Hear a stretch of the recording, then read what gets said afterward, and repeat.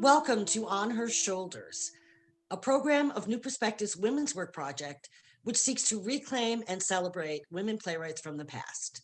To date, we have presented 45 of them. What we have learned in 7 years and now moving into the 8th season is that we can never assume we have found the first or the only female playwright in any given era. We've gone from Saxony in the 10th century with Roswitha, or Roswitha, depending on how you want to pronounce it. She's considered to be the first female Western playwright. And we've ended with Lorraine Hansberry's posthumous production of Les Blancs in 1970. We don't go past 1970 because it's much easier to find information on women playwrights once you get to that date. And each time we dig deeper, we discovered that the well of works by women has barely been tapped. Even when playwrights were known and celebrated in their own lifetimes, historians, theatrical and otherwise, somehow always manage to leave them out of the record. One such writer is George Sand. She's known today more for her cross-dressing and multiple love affairs than she is for her writing. And even those who know about her writing mostly think of her novels. But she was a playwright too. She had at least 25 plays produced in major Paris theaters during her lifetime. She lived from 1804 to 1873, and she was famous by the time she was 28. All of her written work, whether it's novels or plays or articles or rants, share the theme of looking at women's place in society and the need for equality in education, in life choices, and independence. Gabriel is one of Sand's earliest plays, and it's a hybrid creation, part novel and part play. It was never produced in Sand's lifetime, even though she tried mightily to get it done. It was well known, though, because it was serially published in a magazine as a play for reading. The structure of the play did not seem to lend itself to a theatrical production, and its passionate appeal for women's freedom from patriarchy and a very unconventional ending made producers run the other way. Sand even rewrote it in 1850 and gave it a more conventional ending, but she still couldn't get any takers. It was not until 1992, as far as we can tell, that the play was even translated into English. And doing the research on Gabriel, we found that most often the play is considered a dialogic novel, and that only means that it's a novel with a lot of dialogue. And therefore, most of the analysis treats it as a novel. Even those that are looking at it as a play still come to the conclusion that it's not producible. So no one even tried to produce it until very recently. An earlier attempt wrote a whole new character into it, a narrator, in place of George Sand herself. And the latest was done with an all-female cast and heavily edited. So we are very pleased to be able to present a new translation and adaptation by Lynn Marie Macy, who is a playwright and a member of our Women's Work Lab. She believes she's finally cracked the code of this 5-part play. It has been edited from the original to ensure that it's accessible to modern audiences in terms of its length and its content. If we did the entire play, it would take about 5 hours. In this virtual presentation, we have also used some narrative bridges to accommodate the realities of Zoom, a world that we're all living in now. Even with Lynn Marie's wonderful new version, we strive to present the story to its best advantage in a reasonable time frame in a small screen. As with any reading of a play, we ask our audiences to imagine the fully produced production. When we view Gabriel with our modern sensibilities, the themes are not unfamiliar. In the almost 2 centuries since the play was written, we have seen many works across genres investigating the theme of women's struggle for freedom and equality. And we have access to works by even earlier playwrights that we might now consider to have at least the beginnings of a feminist message. But George Sand was deeply radical in her disdain for the patriarchy and in the volume of her writing that railed against it. She did not couch her meanings politely or vague allusions. And Sand lived her creed with a remarkably unorthodox lifestyle, although she was still legally constrained in many ways because she was a woman. It is impossible to appreciate Sand's writing without placing it in context as solidly within the French Romantic tradition. And now I need to put my eyeglasses on so I can tell you all about what that tradition is. The Romantics embraced a deep appreciation of the beauty of nature. They exalted emotion over reason. They undertook a heightened examination of human personality and its moods and mental potential. They perfected a new view of the artist as a supremely individual creator, whose creative spirit is more important than strict adherence to formal rules and traditional procedures. Sand's life and work literally follow the Romantic prescription for a way of being and creating. Gabriel is almost a roadmap of both Sand's and the title character's struggle to achieve the Romantic ideal. Cross-dressing and androgyny were also important concepts, both for socialist philosophers and Romantic writers at the time. This was a spiritual vision rather than looking at actual physical beings. The Romantics believed that Adam and Eve were androgynous before they got kicked out of Eden, and it was their original sin that caused the sexes to be divided into male and female. And therefore, an androgynous state of being is a return to human perfection. Sanskrit is actually an innovation on this Romantic archetype in that the androgynous title character allows her to engage in a broader cultural analysis. Gabriel is an ambisexual beauty who wishes to live by universal humanist ideals, truth, justice, liberty. This very idealism also constitutes the tragedy of Gabriel's existence, for they can only aspire to that which is beyond the grasp of the material world. And so, like their angelic namesake, Gabriel must leave this world to find her spiritual home. It is ironic, but not surprising, that George Sand, the most well-known and influential Romantic writer of the 19th century, is not even listed among the authors put forth when searching for information on French Romanticism. There is not a woman to be found on the French list, and only the Brontes and Mary Shelley get a mention in the later English period of Romanticism.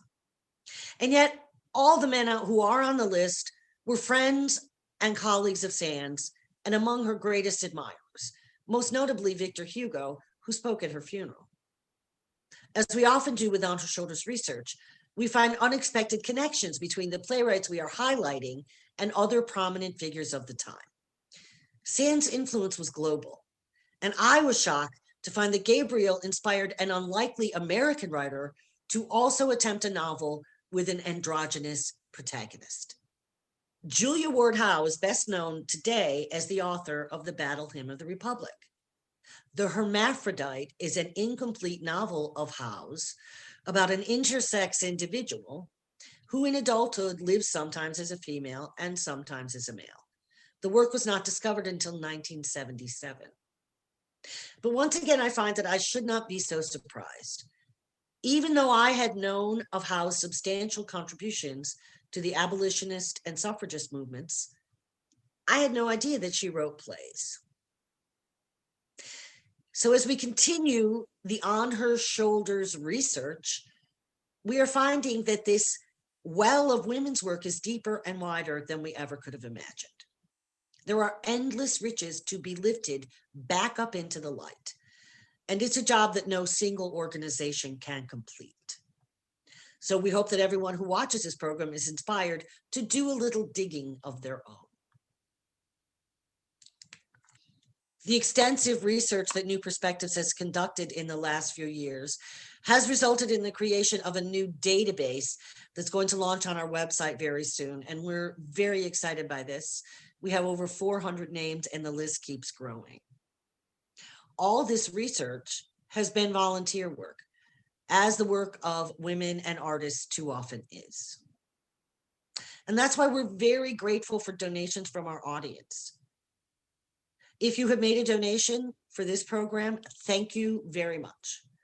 If you are in a position to help, and we know not everyone is in these extreme times, but if you can make a donation and you'd like to, please visit our website at www.nptnyc.org.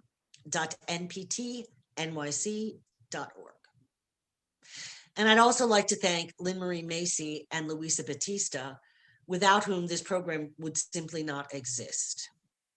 And the very talented, wonderful actors who have given an extraordinary amount of time for a very small stipend.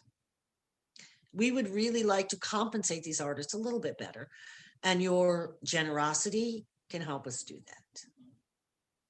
And so now, without further ado, please enjoy this presentation of Gabriel.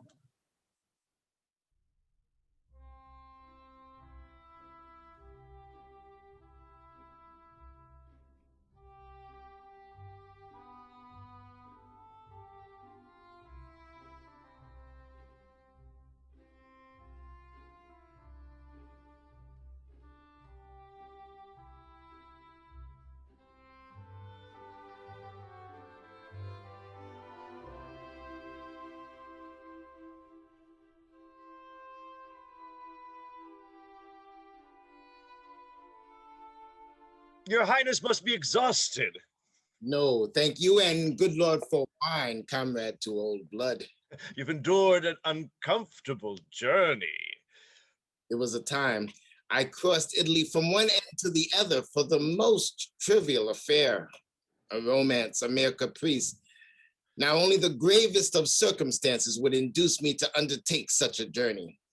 It is 10 years since I last visited, isn't it, Mark? Yes, my lord, we are all much older.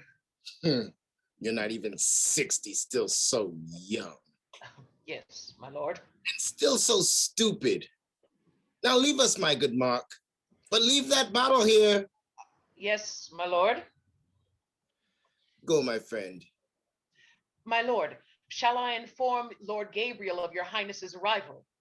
Have I not given explicit orders? You know very well His Highness wishes to surprise Lord Gabriel. Any foul-ups, and I will hold you personally responsible.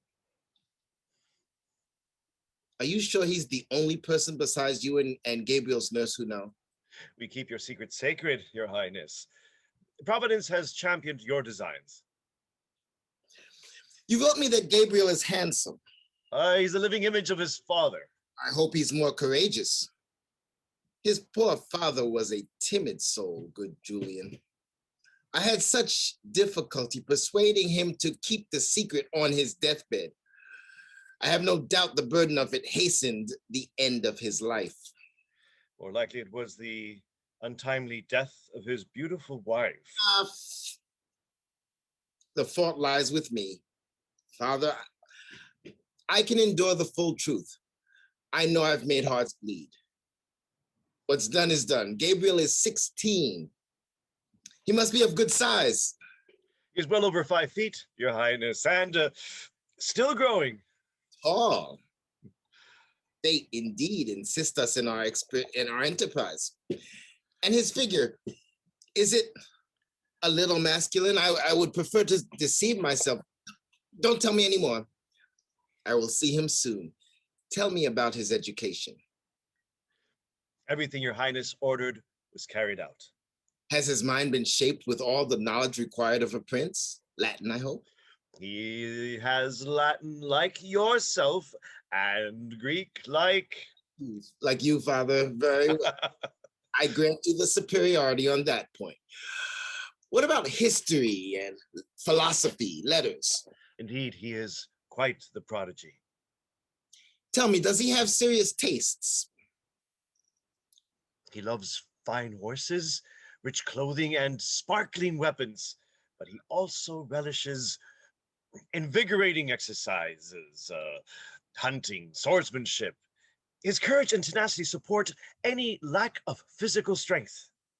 More specifically, have you given him certain prejudices? His first impressions showed him the weakness and subjugation of the female sex and the freedom and power of men. You can see on these panels and frescoes that I have executed on your orders. The abduction of the Sabine women, the betrayal, crime, and punishment of the daughters of Danaus, the sale of women slaves in the East, the Hindu widow jumping on the husband's pyre. All despised or betrayed. Everywhere a woman is property or conquest, attempting to rend her shackles only to incur more severe punishment. What feelings has this instruction aroused in him? A mixture of horror and compassion. Compassion? Has he ever seen a woman or ever exchanged words with people of a different sex than his? He has only seen the country girls from afar and feels an insurmountable reluctance to speak to them. Does he not suspect the truth himself? Gabriel has been so isolated and his thoughts remain so chaste that he suspects nothing. He will only learn the truth from your highness. But I must warn you, it may be a severe blow to him. You need only prepare him for our interview. I hear the gallop of a horse. If you want to see Gabriel, look through that window. He's approaching. What? That young man riding a black horse swift as the storm? Yes, your highness. Seated on his horse? Grace, skill, even strength. He's jumping the barrier. Can you really mean that young madman? Indeed, your highness. Bravo! I couldn't have done better at 25. The rest of Gabriel's education is equally successful. Your rewards shall be great. I will be in the next room to hear your conversation. I wish to know him a little before I speak to him. Father Chiavari, the entire honor of our family rests on the consequence of this hour.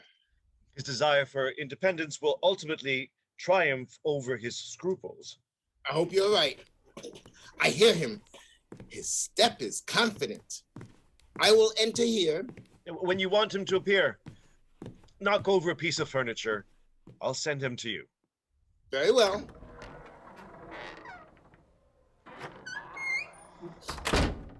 Whew!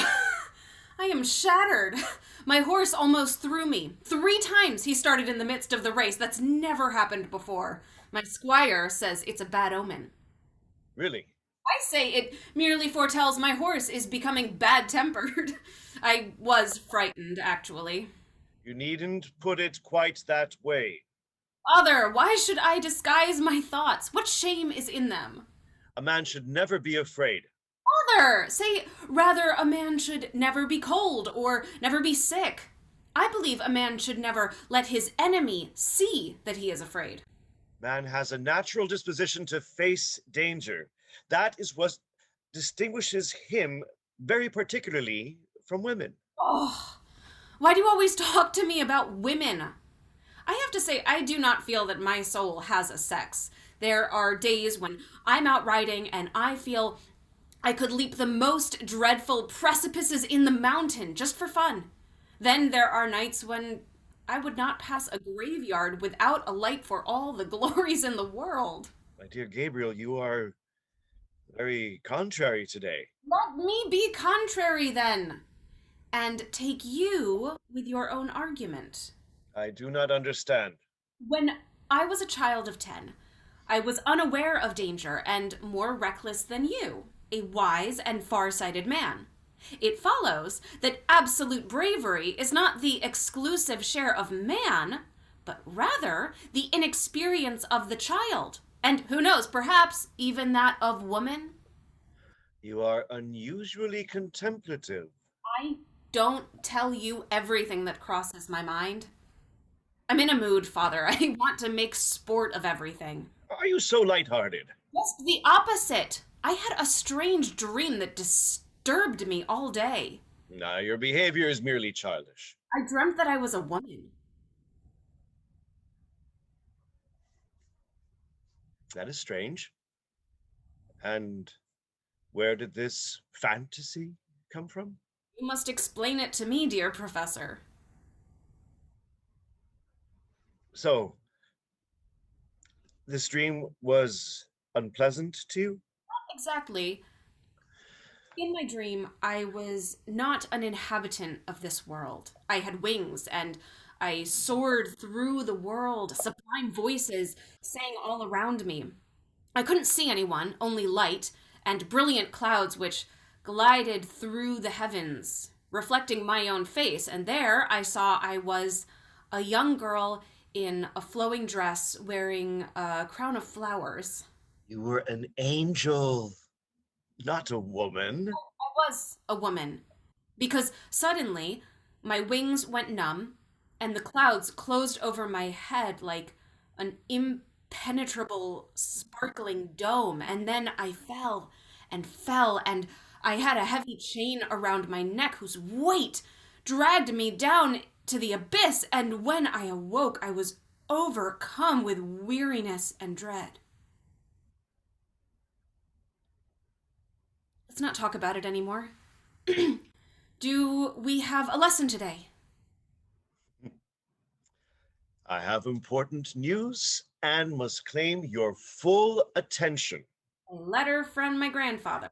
Better than that. A gift. I'm no longer a child to rejoice in a new weapon or expensive apparel. I wish my grandfather would consider me a young man and to admit me to the honor of his acquaintance. Well, my dear sir, this honor will soon be granted to you. That every year. It will happen tomorrow. Oh, finally! Does this news fulfill all your wishes? Yes!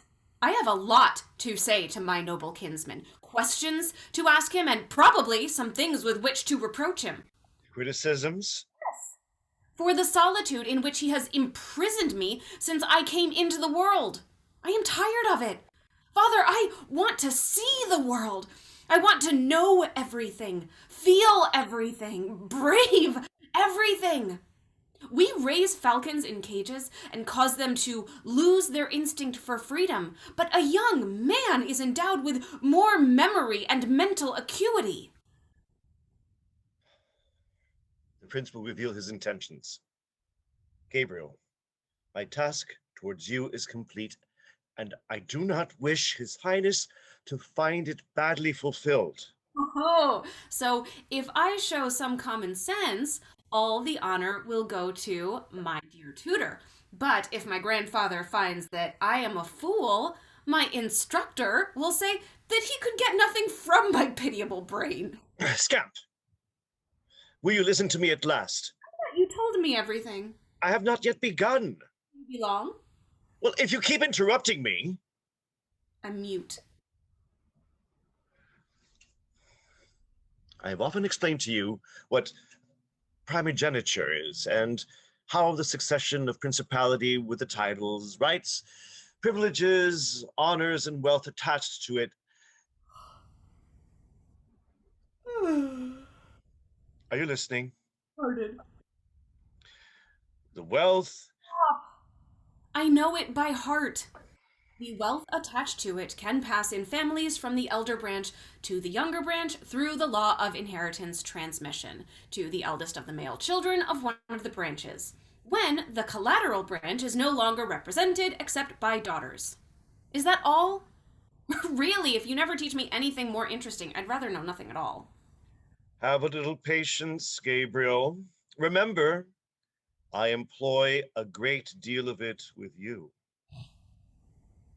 Forgive me, Father. I'm ill-disposed today. Maybe it would be better to postpone the conversation until tomorrow. Who's in there? You will know if you mark me. My grandfather? Perhaps. And he made me wait. He is here and has locked me out. He's resting. He stirred. He made noise. He is tired, in pain. You can't see him yet. I would have entered quietly, watched over him with love during his sleep, contemplated his venerable features. I have always sensed the truth. He doesn't love me. I am alone in the world. I have only one protector, and I am not known, not loved by him. Your illustrious grandfather does not trade in those banal proofs of affection which are customary in the underclasses. Would to heaven I were born in those classes. I would not be a stranger to the head of my family. Gabriel, soon you will learn an immense secret which will explain everything that has seemed enigmatic to you until now. You have a great destiny to accept today. You will understand that your birth was anticipated like a heavenly miracle. Your father was ill, and hope had almost been lost of seeing him sire and heir to his title and his wealth. I already know my grandfather had a secret preference for his eldest son, and that jealousy divided my father, Julien, and my uncle Octave.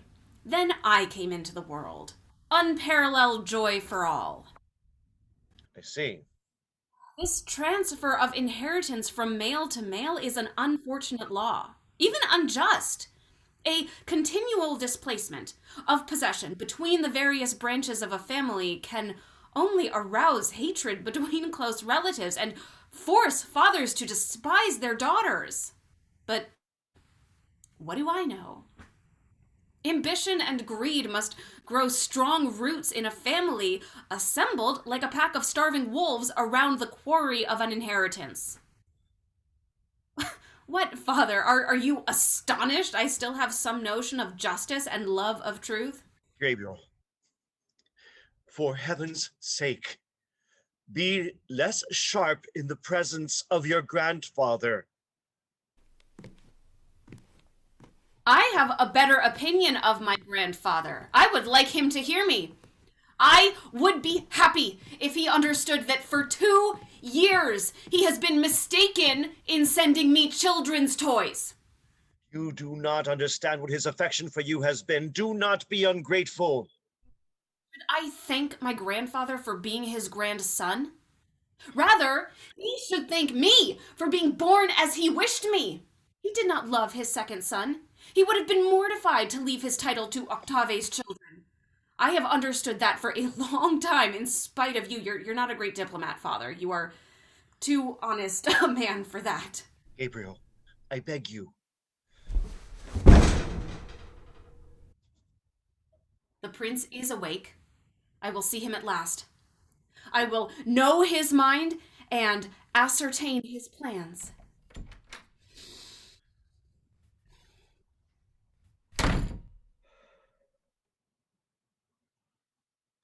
Jesu, the old man is irritated. The child in full revolt and I scrambled in confusion. Old Jules is vindictive and revenge is so easy for powerful men. I must understand that his bizarre scheme could only bring about bizarre conclusions. Perhaps Gabriel said it best. I was too honest to fulfill the difficult task with which I was charged. I could not hide from him truth and morality. What should have worked to alter his judgment has only served to direct him. Oh, they argue. Gabriel dares to brave the prince whom no one has braved with impunity. Oh, God. Let him not become an object of hatred for this ruthless man. Yet he resists. The child is noble and generous. In this impossible situation, the need for justice will torture him. The prince speaks vehemently. He's coming this way. Shall I face his anger? To save Gabriel, I will. Grant Oh God, that it fall on me alone. Gabriel, strange and unhappy creature, unique on earth, my work, my pride, and my remorse. Oh God, you have given me strength. I thank you that my trial is over. Will you punish me for accepting it? No. Because in my place, another might have odiously abused the responsibility. Enough! I've heard enough. No more if this is the result of your unending hatred. My dear child, be moderate. Think who you are talking to. I speak to him whose slave I am forever. Oh, shame. I curse the day I was born. With your desire to sample the temptations of the world, the idea of eternal chastity must infuriate you. Silence, old man! Do not attribute thoughts to me that have never sullied my soul. Must I endure the weight of an eternal lie? Gabriel, you are speaking to your grandfather. Let him express his pain and give free rein to his passions. I have one word for you, Gabriel. Choose. Choose between the brilliant future of a king or the eternal captivity of a cloister. You can be free, or you can debase your family name, defile the memory of your parents, dishonor my white hair, but consider all the infamy and misery will strike you first. Enough! The motives you ascribe to my grief are constructs of your own fantasy. Your Highness, he should be left alone. He no longer knows himself. Indeed. Come with me, Father. Is Your Highness very angry with me? My friend, you have achieved my goal far better than I might have. His boldness and pride all but guarantee his compliance and discretion. It must, or he will face his destruction.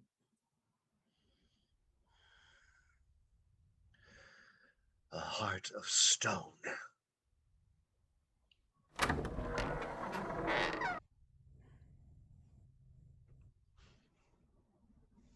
So here we are.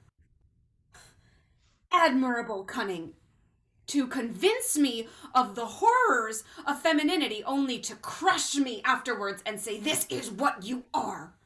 This is where we will lower you if you do not accept complicity in our crimes. And Father Chiavari, he knew it. Mark, does he know it? How many others know it? Oh, my dream. My dream that night, my wings, my chain.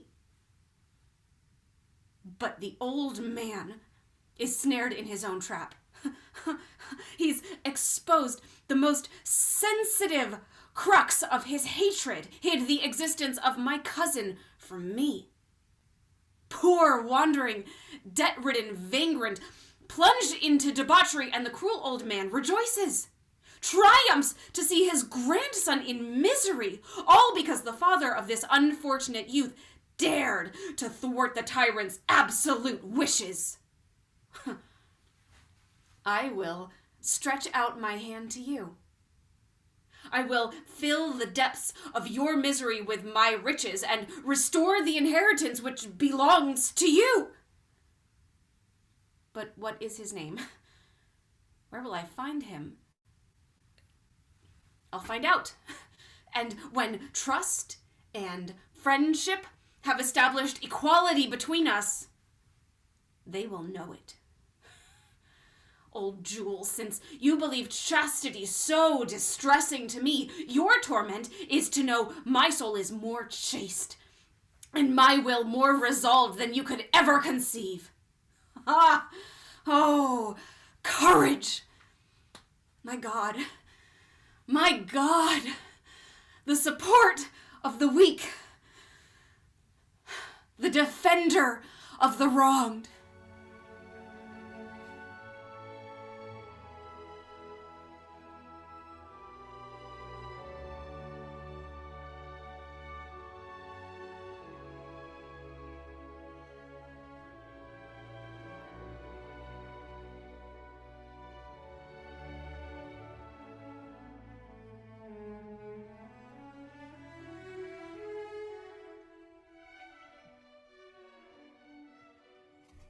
touch me and you're dead. You almost pierced my hand. Why would you startle me like that? It's a very stupid joke. Cousin, let's not fall out until we get to know each other. It's the relic you have round your neck. It amused me. This trinket? My father put it around my neck when he died. For a long time it was precious to me, but I haven't cared for it for some time. Would you like to have it? No, Gabriel, the memory of a father should be sacred to you. I was also very young when I lost my father. Everything I have of his is cherished by me. Of course. You look tired. Here, drink some wine. It's not bad for prison wine. I never drink wine. Your beard will never grow. A beard does not make a man. Funny boy. A little beard would suit you. Women will look at you differently. Oh, women. Don't you like women either? I can't stand them. So what do you like? Greek, rhetoric, geometry? What? I love my horse. Reasonable. Nature, music, poetry, solitude, and freedom above all. Do you love no one? Don't you have friends? Not yet, but I'd like you as a friend. How do you know I'm worthy of it? I want you to be. Easy, cousin. You talked about paying my debts. Do, if that amuses you. But I will not tolerate sermons, and I won't promise not to incur more. I know all too well it would be better if I didn't haunt taverns or frequent disreputable establishments for the honor of the family. You think it is for the honor of the family that I offer to be of service to you? We do a lot of things in our family out of pride. And even more out of spite.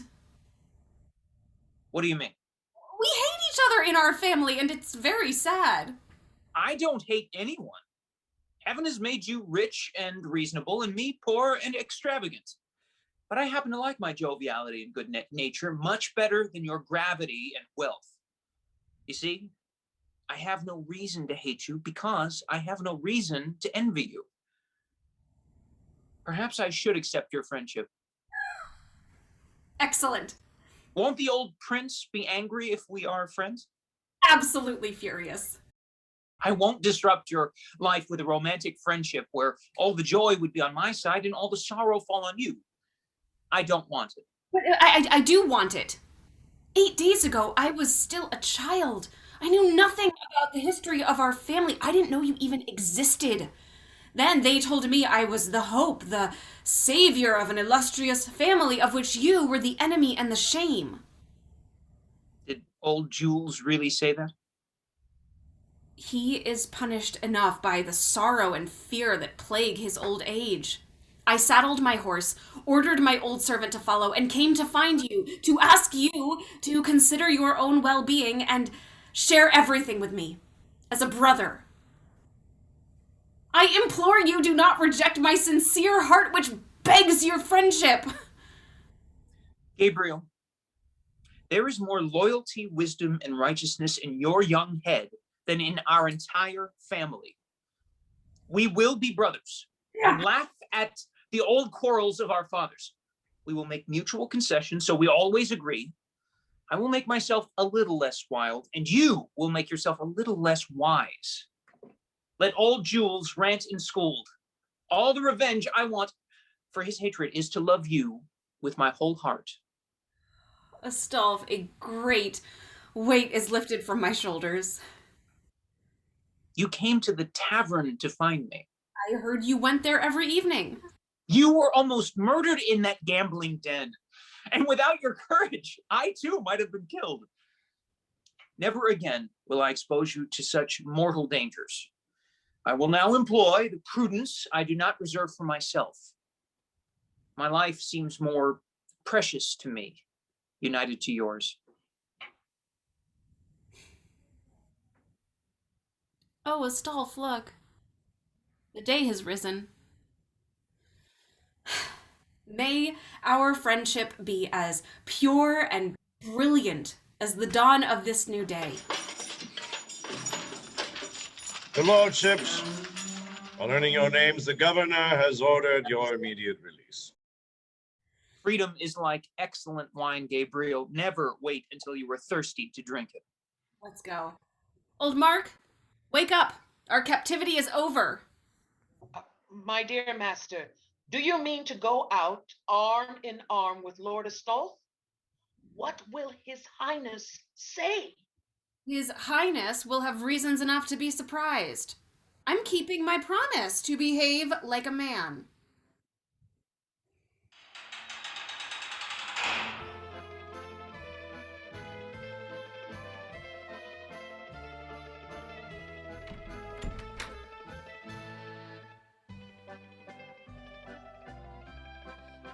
Never have I seen a woman take so much care in her grooming.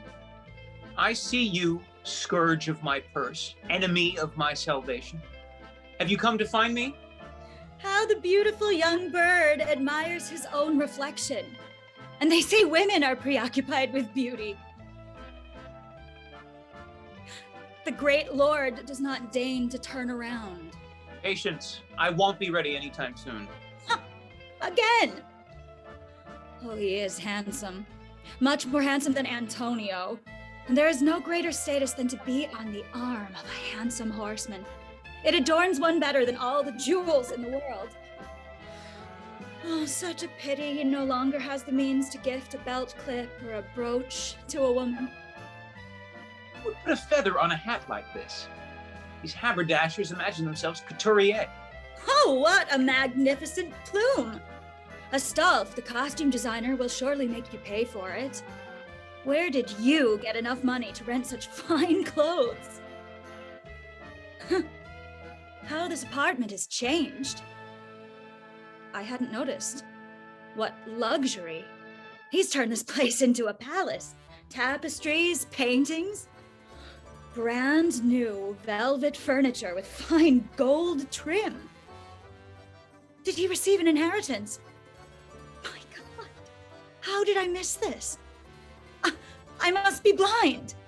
Such a devious, beautiful boy.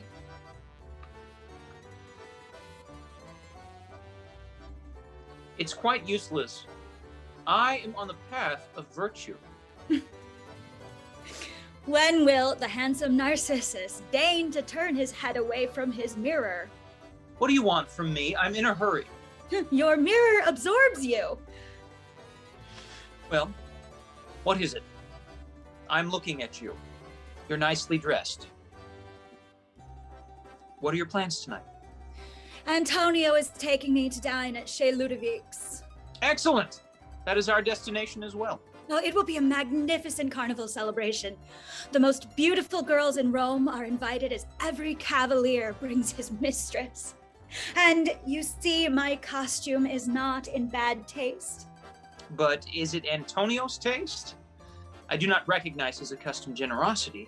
It seems, my poor Faustina, he begins to tire of you already. It is I who am tiring of him. Poor fellow. You pity him. Oh, yes. His uncle died last week, and this morning, while hunting, a boar killed his best dog. You should pity me. This morning, my servant broke my Japanese porcelain. My parrot was poisoned the day before yesterday, and I haven't seen you all week. What was that you said about Salome? I had dinner with her yesterday.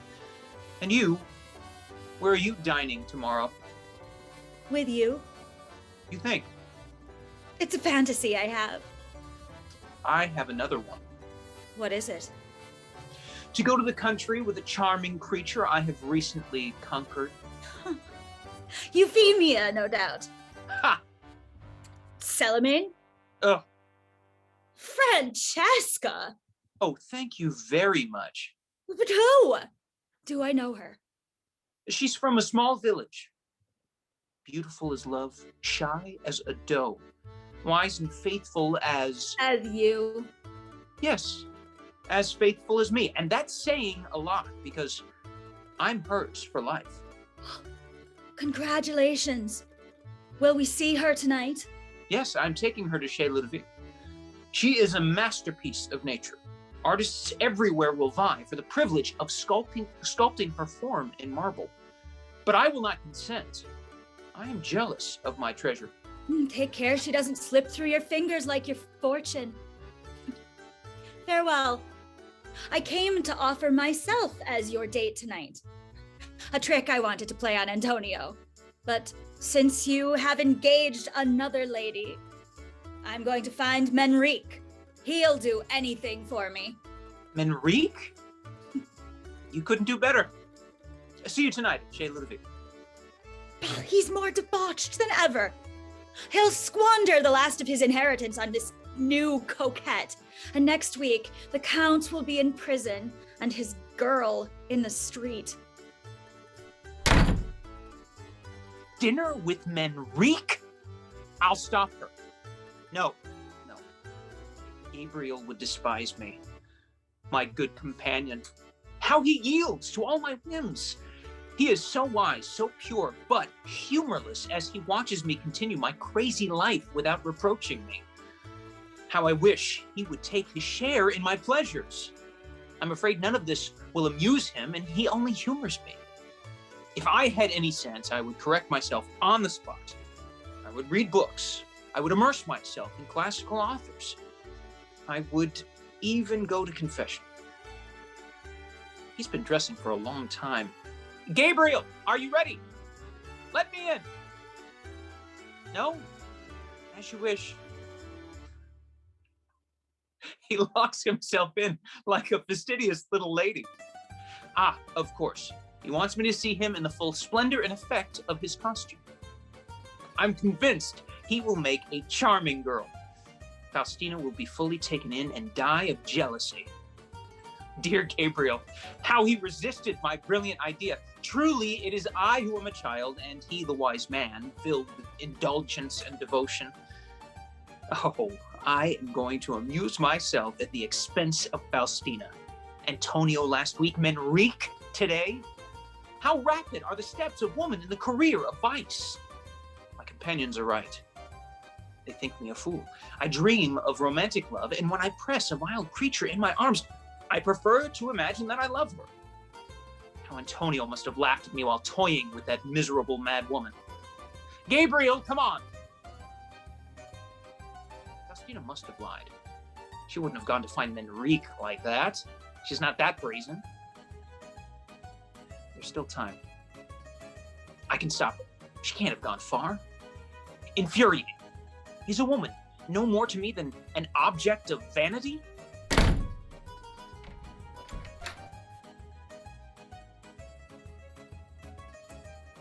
That's enough, Madame Perrine. I no longer need you. Here is for the trouble you took.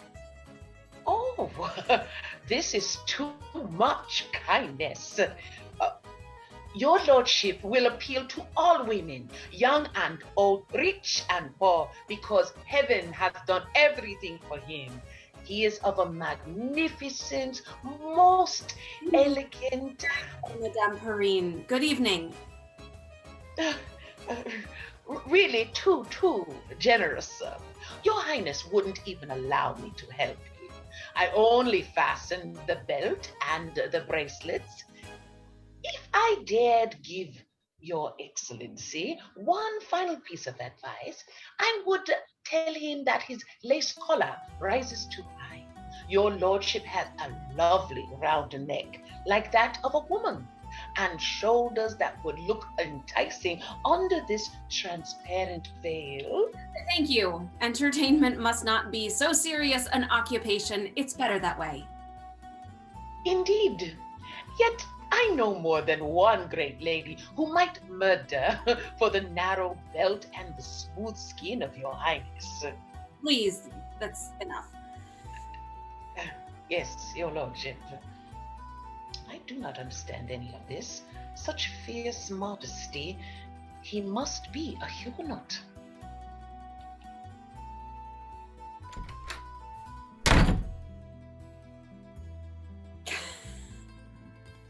How I suffer in this garment. Everything restricts and suffocates. This corset is torture. And I feel so awkward. Why did I allow Astolf to talk me into this? The curiosity of that foolish woman froze me with fear, and yet without her, I would never have known how to dress. My God, is that me?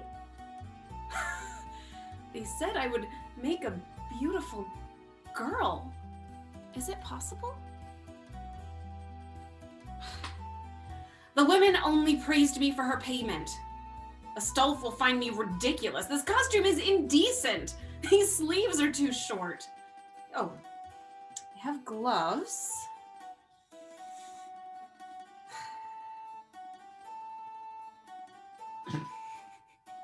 What a strange fancy of his. I'm such a fool. Despite my reluctance to wear such clothes, I could not resist the desire for this experience. I just couldn't resist. Oh, what effect will I have on him? Oh, okay. I am completely without grace. Oh, I had no idea it would be so difficult. She lied to me. She's already gone off with Antonio. Gabriel? Gabriel! Oh my God, I must be dreaming. How beautiful you are. Can this really be you? You must have a twin sister. My child. My dear friend. What is wrong with you, Astolf? Look at you. Don't you take yourself for a girl? Oh, Madame Perrine disguised me well. Madame Perrine is a fairy. With a wave of her wand, she transformed you into a woman. It's a wonder. If I met you like this the first time, I would have lost my mind and fallen in love. You would be my wife right now. Do you know how you blush like a young girl? Unless you put on makeup. You're trembling. I'm cold. I'm not used to these light fabrics. How much fun are we going to have? All the men will be in love with you, and all the women will want to tear your eyes out. They are beautiful as well. Your black eyes. Oh, Gabriel, why isn't there a woman who looks like you? Astolf, you think only about women. What else should I think about at my age? You should find an honest, sweet girl you can marry and always love. Yes, honest girls. I see them passing on the way to church. I yawn. What would I do with a little fool who knows only how to embroider and make the sign of the cross? There are some pretty ones who give you a devouring glance while taking holy water. Be wary of them. Better is Faustina, who brazenly tells you I'm going with Manrique or Antonio. You despise women. How will you ever fall in love? Gabriel, I thirst for love. I have in my heart an ideal woman. I envision her in my dreams, and I see her. Tall, just like you, with those beautiful black eyes and silky scented hair. Don't laugh at me. Friend, let me be irrational. It's carnival. Everyone puts on the likeness of what he wishes to be or wishes to possess. The valet dresses as a master, the fool as a doctor. I dress you as a woman. I create an imaginary treasure for myself. I know that tomorrow your pretty feet will disappear in boots and your hand will again shake mine roughly. But in the meantime, if I believed my dream, I would kiss this hand. Really, your hand, it's not bigger than that of a woman, and your arm is of a miraculous roundness. Gabriel, my beauty, you are fiercely virtuous. You play your role like an angel. You pull your glove back on, shudder, lose your composure. It's perfect. Let me see you walk a little.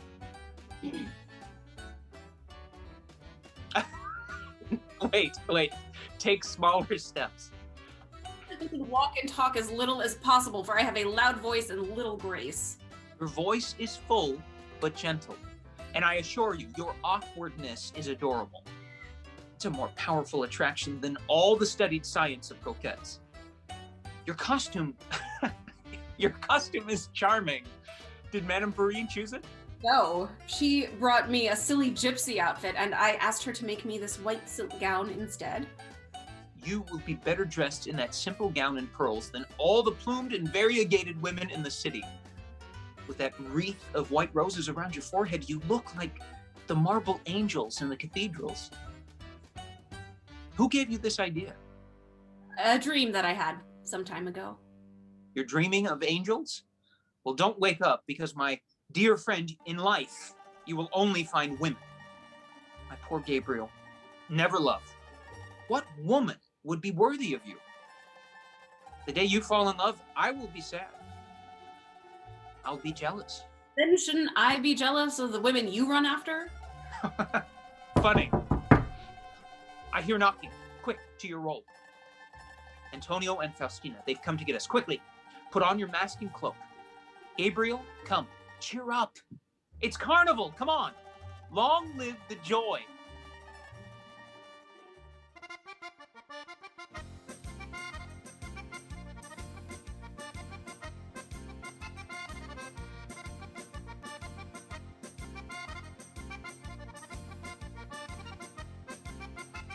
The perfect room. Charming, mademoiselle. You must be parched after the dancing. Please allow me the honor of bringing you refreshment. No, thank you. I don't require anything. I'll bring you some champagne. Really, I don't. I'll return in no time. Manrique, I would drink champagne. What do you think of our private parlor? Oh, how pretty. But there are 3 of us here. Madame is right. I will give her the place. Oh, no, please. Stay, madame. Call her Mademoiselle, not Madame. Very well. Mademoiselle. Laugh as much as you want. If I could call you Mademoiselle, I might still love you. Why would I want your love? A love that will expire from boredom. Mademoiselle, how do you enjoy platonic love? Well, she certainly blushes like an innocent. Faustina, do you believe my word of honor? Oh, really? I swear to you on my honor, for you have none, that she is not my mistress, and that I respect her as my sister. Oh, you intend to make her your wife? In that case, you're a fool to bring her here, for she'll learn things she should never know. Oh, look. Isn't that Astolf's lovely new flame? Flame? I heard she was made of ice. I've never seen Faustina so jealous. Ooh, she's positively green with it. She'll witness the horrors of vice after seeing you and all your companions. That's why you brought me here. Mademoiselle or Madame. You may believe I don't have an ounce of honor, but it is your fiancé who has none, unless you give him yours. By all means, stay. Astolf has a lesson in virtue he wants to give you, but just let him dare speak the true reason he has invited me. I cannot endure this. How well you play the comedy. The perfect prudish young lady. I'm not acting. This is loathsome to me. No, by the devil. I will punish the impertinence of this little minx. Faustina, go away. I wanted to revenge myself on Antonio, but after I saw my beautiful fiancée, I now only think of her. Please leave us. I'll trample that crown of flowers on your so-called bride. I'll teach her how you betray women. Faustina, if you touch one hair on her head, I will tie your hands behind your back, call my valet, and have your head shaved. Oh, stop! It is wrong to treat someone like this. She is truly suffering. It's anger, not pain. Rest assured, she is used to the disease. Anger is the meanest emotion. You provoked it and have no right to rebuke her so harshly. You said you brought her here for fun, not for cruelty. Madame, I beg you to recover. This is all a prank. I'm not a woman. I'm Astolf's cousin. Gabriel, You're mad. You, the Prince de Bramante. Is it possible? Oh, but yes, I recognize you. I saw you go by on horseback the other day. You ride better than Astolph, better than Antonio himself, who is a champion horseman. Faustina, be a good girl. Do not betray the secret of our masquerade. Oh, I want Antonio to be fooled, and as cruelly as possible, because he is already madly in love with the prince. There he is, ogling you from the garden. I will give you a hug to convince him of his mistake. Oh, you are my cousin's friend. How virtuous he is! How pleasing and how pretty! Astolph, you still love me, or you would not have introduced him to me. Is this beautiful hair yours? Oh, and what delicate hands! He's an absolute love. Don't try to seduce him. He's too wise. Oh, I know how to tame him when the time comes. There is Antonio, burning with love, wandering beyond that door. Oh, how he suffers. Let us take Madame to him. Let me go home.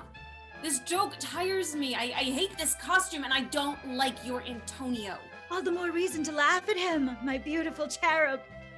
Astolph, if you had seen how Antonio was chasing your cousin while you were dancing the tarantella, he absolutely wanted to kiss her. But this angel defended himself with such well-played modesty. Come on. You can let yourself be kissed for a little laugh. What harm is in it? Gabriel, please don't leave us yet. Very well, I'll stay. For you.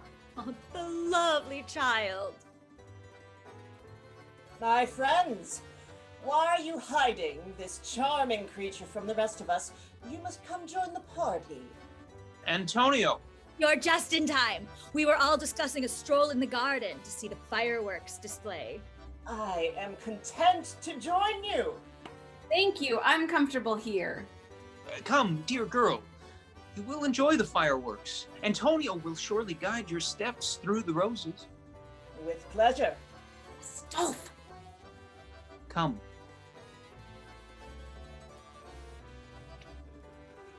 Where's everyone gone?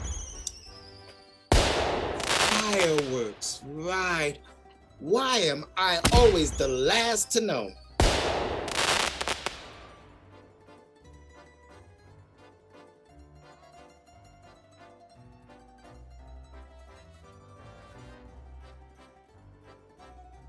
Astolph, where are you going?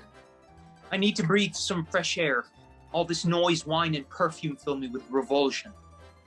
If you want to go home, I won't stop. Come home with me now. I need to be alone here for a moment.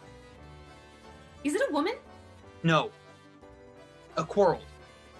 If you weren't in disguise, you could act as my second, but I'll ask Manrique. With who? You know it's Antonio. This is supposed to be a joke. I'll tell him. No, he'll be even more angry at being tricked in front of everyone. I argued and provoked him. Why? He offended me. He offended you. He kissed you by force in front of me. You concocted this comedy. It isn't real. It feels real to me. He accosted me. It's up to me to take him to task. My God. If I saw a man draw a sword on you, I would kill him. I would strike him dead from behind. Gabriel, you don't know how much I love you. You are overexcited. You don't know what you are saying.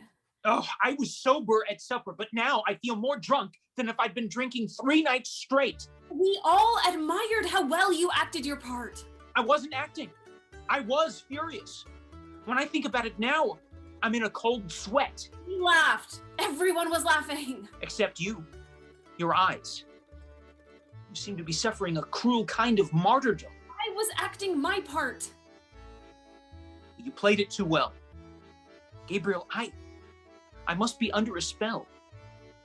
I feel an intense passion for you, such as one should never feel. During dinner, all the men shared my intoxication. They wanted to touch the glass where you had placed your lips, to gather the rose petals that had escaped from your garland. It was mass delirium. I was drunk with pride, as if you really were my fiancé. Gabriel, I gazed upon you by candlelight, and I was dazzled. O power of beauty and innocence. The entire bacchanal became peaceful. The women wanted to imitate your reserve, the men subjugated by a secret respect. No more drinking songs, no more obscene stories. I too had completely forgotten you weren't a virtuous young lady. Then that drunken Antonio came with his arms still soiled by Faustina's embraces to steal a kiss that I would not have dared to take. 1,000 furies detonated in my chest. I would have killed him had I not been held back. Now that I'm sober, I'm astonished by my own madness. This game has gone on too long, Astolfo. I am going home to shed this dangerous disguise. He took Faustina from me. I don't regret that. But he did it to humiliate me, and any pretext would serve for me to chastise him. This entire scenario was invented by you for everyone's pleasure. All that you see and feel is an illusion. It would crush me utterly if harm were to befall anyone on my account. No joy could be had after that. I know it's true. Perish my resentment and pride. I promise to make a joke of it. Give me your word. I swear to you. Here they come. I'll slip away. It's still a shame that you're a boy. Go. You'll find your carriage at the bottom of the steps. At last. My God, I'm more confused and distraught than he is.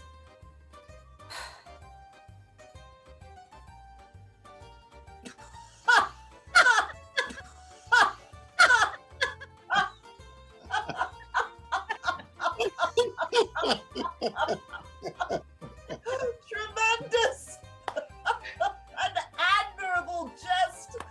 I was fooled beyond expression. I scarcely believe it now. At least I wasn't the only one. True. I sighed all through dinner, and when the prince removes his coat tonight, he will find a sweet note from me in his pocket. That handsome rascal will laugh at all of you. He fooled us all. I was jealous to the extreme. Not me. I recognized him right away. You don't blame me too much? I owe you 1,000 praises. You played your role like a professional actor. Othello was never better done. Bravo, Escoff. You find in me your greatest devotee. But where is this handsome boy? Now we can kiss him as friends on both cheeks. My cousin has gone home. Oh. But tomorrow I invite you all to lunch with him at my place. Oh. I'll kiss him again for his artful deception. On my life, I could have sworn I was kissing a woman. At what hour, Astolfo? No, Faustina. No women. To hell with women. What do you call that? An impractical joker.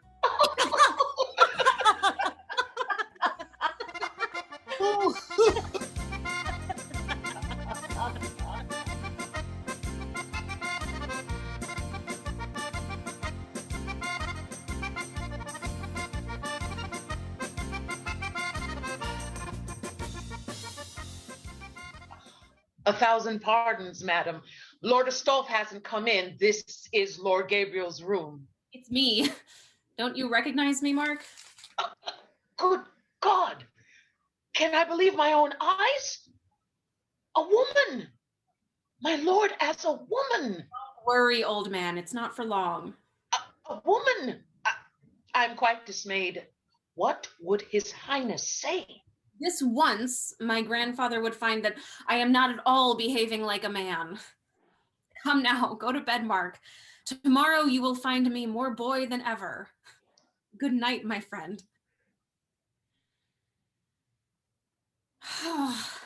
Quickly, this gown burns my chest. It intoxicates me. It oppresses me.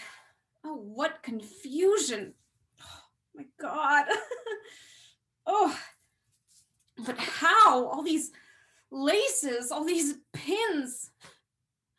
Astolph!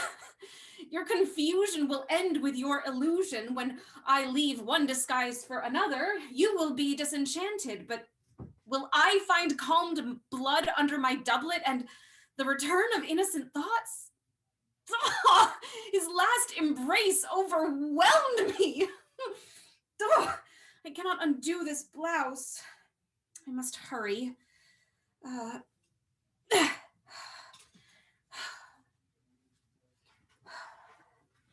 Now, where did old Mark hide my doublet? Good God, he took my cloak and shawl, the old dotard! He didn't know what he was doing. Oh no, the keys to the wardrobe are in his pocket. No clothes. Astolph will want to talk to me when he's home. I won't open the door. That will only arouse his suspicions. Oh, damn this madness. I will find a coat in his room. Astolph! Gabriel? You are a woman. Oh no. My God. No, Astolph, no. Oh no, don't be afraid. Not of me. I promise I won't walk through this door again, not without your permission. Oh my God. Thank you.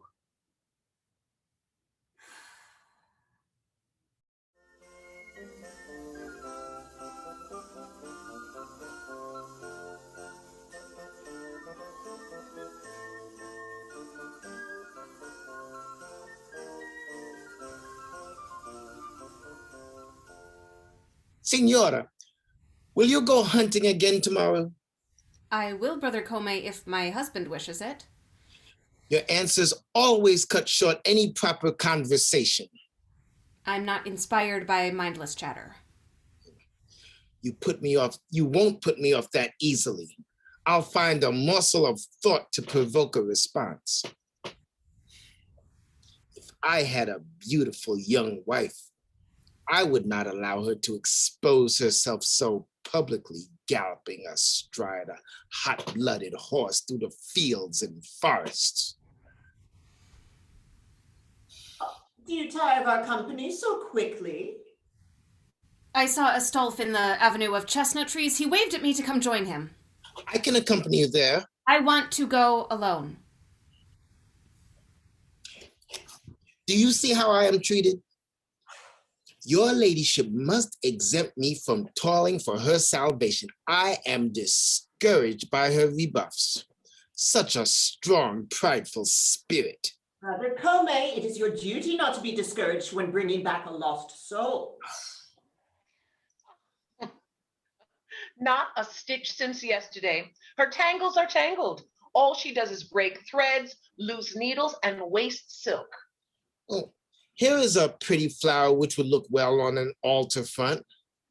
Look, my Lady Balbe, you could not do so well. What is it for, all these beautiful flowers? Well, she says it's to make coat lining for her husband. Astolph does not need an embroidered silk lining when he can't afford a coat. She should mend the household linen with us. Why help us? We are nothing. My son has caused me nothing but heartache to bring me such a daughter-in-law. At least she seems to love him very much. Do you think she loves Astolph? Tell me, my Lady Balbe. Oh, that's none of my business. She does not love him as befits a pious and wise woman. She should care for his well-being instead of encouraging his fantasies and helping him to spend money. Do they spend so much? 2 horses stabled that eat day and night and still lack the strength to plow or drag the cart. But hunting is such a great pleasure. A pleasure for princes. When you're ruined, you shouldn't engage in such frivolities. Gabriel rides like St. George. Do not compare the saints in paradise to a person who doesn't go to confession and who reads books. What? Did she bring depraved books into my house? Greek books, Latin books. If they're not the holy gospel or the fathers of the church, they can only be pagan or heretical. Here is one I put in my pocket to show you. Thucydides. We allow this in the colleges. With editing, it is safe to read. A person who reads such works is close to not believing in God. Oh, she said she did not believe in the damnation of heretics. Did she? This is serious.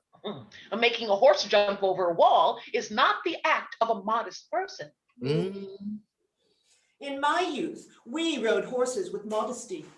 We followed the hunt at a prudent and measured pace, with a valet on foot leading the horse. It was noble. It was decent. We did not come home disheveled or tear our lace on the branches. At that time, your ladyship had a fine retinue with rich equipages. And I honored my fortune without extravagance. But heaven gave me an inconsiderate son. And to make matters worse, now he finally seems more respectful and tender to me. He marries a girl I do not know, who no one knows, who has no fortune and no family. She calls herself the daughter of an honest gentleman. Well, she never talks about her father's house. Well, her manners indicate she was brought up in wealth. She's likely a girl from an estate who secretly married your son against her parents' wishes. Perhaps she will be rich one day. He wanted me to believe exactly this. I did not oppose him, as falsehood was not among his faults, but I can see now this opportunist has led him down the wicked path of lying. For nothing comes forward to support his assertions. Yeah. When we question her, she gets piqued, saying she is not in the tribunal of the Inquisition. I have had misfortune all my life, Brother Comey. An imprudent, whimsical husband, God have mercy on his soul. He was fatal to me. He had very little to do to stay in his father's good graces, but he was a hot, brash character, just like his son. Wouldn't it be ironic? Oh, do say, Brother Comey. If the young Prince de Beaumonte were to die before Astolphe, he then inherits the title and fortune of his grandfather. The old prince would find any way to stop it. Even if he had to remarry at his age and father a child, he would shamelessly do it. We are in misery. He is all powerful. There is something I hardly dare tell you. I fear giving you false hope. What? Speak. Brother Comey. They say the young prince is dead. Holy Virgin. Could it be possible? And Astolphe knows nothing about it. Let us not rejoice yet. The old prince denies it. He says his grandson travels abroad and proves it by letters he receives from him. The letters are likely forged. It is not long enough since the young man disappeared. So the Prince de Beaumonte is missing? Well, he appeared in Florence last year. Astolphe befriended him and did not lead him so astray as to incur the malice of his grandfather. Oh, we did not know any of this. Astolphe had the good wit not to say anything about it, which should make you believe that he is not as crazy as you think. Yes, yes. Tell me what you know. Who told you all this? One of the brothers at the monastery who comes from Florence. We spoke this morning. Well, seems we know nothing about what's going on. After making a great impression in the city, the young prince disappeared. Some say he was kidnapped by his grandfather and locked in a castle awaiting his correction for debauchery. Others think that he met his end in some gambling den and that old Jules is hiding his death to delay the truth and triumph of the younger branch. This is what I was told, but do not put too much faith in it, for it could all be wrong. There must be some truth in it. It must be known. My God, and Astolphe knows nothing of it. He must leave immediately for Florence. Ah, your lordship arrives very timely. We were just talking about you. I am greatly obliged to you. Mother, how are you today? Revived. And if I could believe what was reported to Brother Comey, I would be healed forever. Brother Comey can be a great healer, but I urge him not to interfere with our health and affairs. I do not understand. I will make myself understood, but not here. He says the heir to the elder branch has disappeared and is believed to be dead.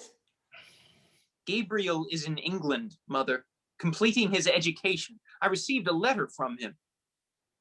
Is this true? Alas. Farewell to our dreams. Mother, is this the Christian piety that Brother Comey teaches? My cousin is a lovely boy, full of wit and heart. He has rendered me kindness, and I love and esteem him. If he were to die, no one would regret him more deeply than I. This is very skillful and very spiritual. Save your praise for those who care. Astolphe, you're connected with this young man and you never told us. Mother, I can't always say what I think. You have people around you who do not deserve my confidence. I must be frank. This Capuchin must leave this house never to return. Great heavens! My son dares speak this way to my confessor? It is to you I speak. I beg you, excise him this very hour. My godless son gives orders to his mother. Mother, you cannot know what I mean. But this man understands me. So I am speaking to you. Leave this house. You are enraged. My duty is not to induce you to sin by resisting you. I withdraw in all humility and leave it to God to enlighten you. I will not suffer this in my house. It is you, Astolphe, who must leave and return only to ask me for forgiveness. I beg your pardon, Mother. On my knees, if you like. But first I'm going to throw this monk out the window. Oh, Ave Maria, what a scandal, Lord have mercy on us. Young man, may the heavens enlighten you. Mother, this should never have happened. This should have happened far from your presence, but the impudence of this man made me lose what little patience I have. What has he done? Lady Barbet, this is none of your business. Please, leave me alone with my mother. Are you going to throw me out of the house too? Go say your prayers, madame, and don't increase the bitterness that reigns under this roof. Oh.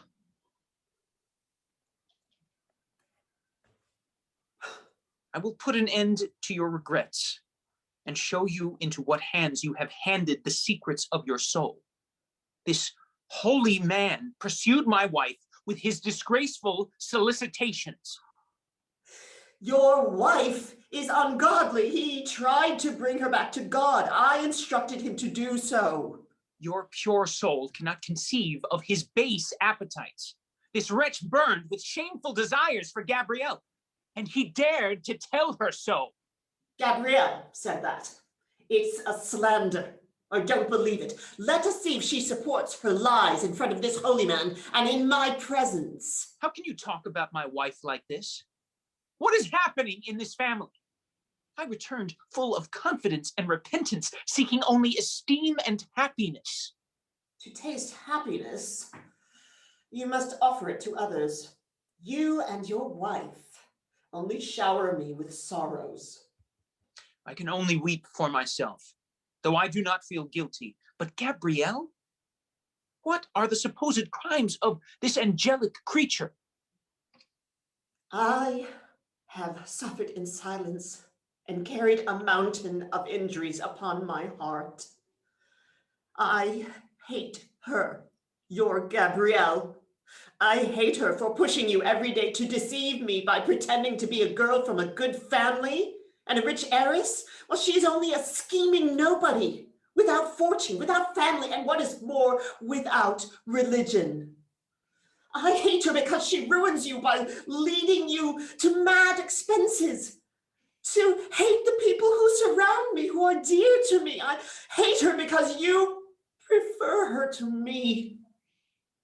If there is the slightest dissent, it is for her you speak with the love and respect which you owe me. I hate her. Enough, mother. Say no more. You hate her because I love her, and that's all. Of course I hate her because you love her. And you no longer love me because I hate her. This is where we are. How do you expect me to accept such a preference from you? The child who owes me the day, whom I nourished from my breast and cradled on my knees, the young man who I painfully brought up, for whom I endured all deprivations, to whom I forgave all mistakes. He prefers an unknown, a girl who turns him against me, a heartless creature who monopolizes all his attentions. Impassive in her hypocritical pride, a girl whose insolent gaze says to me, you can scold, you can moan, you can threaten. It's me he loves, it's me he respects, it's me he fears.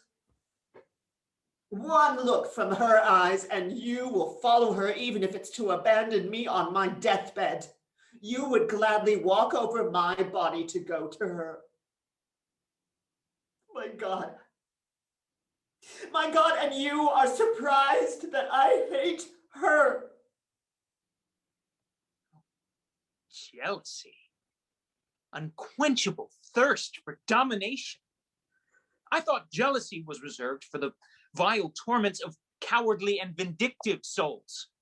I have seen it reign in the impure language of courtesans and in the brutal ardor of debauchery.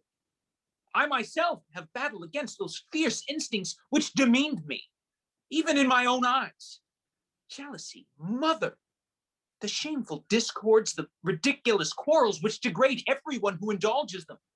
But I never would have thought within the family between mother and her child, that pure and sacred bond, jealousy would dare exercise its fury. Detestable compulsion.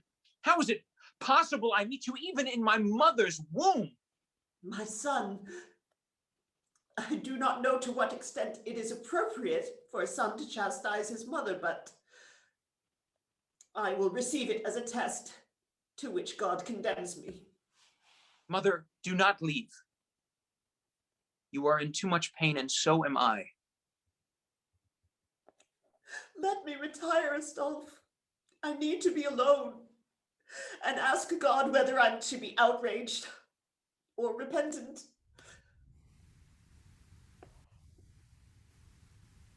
Pride. Every woman is your victim, except you, except your love. Oh, my Gabrielle, my only joy, the only generous and truly great being I have met on this earth. I heard it all. I was under the window sitting on the bench. I see I am a source of discord. Since I loved you, I believed it wasn't possible for me to be unhappy. And then my mother. Do not blame her, beloved. She is old and cannot overcome her prejudices. I suspected this from the first day and would not have had you know it for the world. You cannot stop the darkness from descending the light. You heard her insults. If anyone other than my mother had uttered the 100th part. Have patience. She doesn't offend me.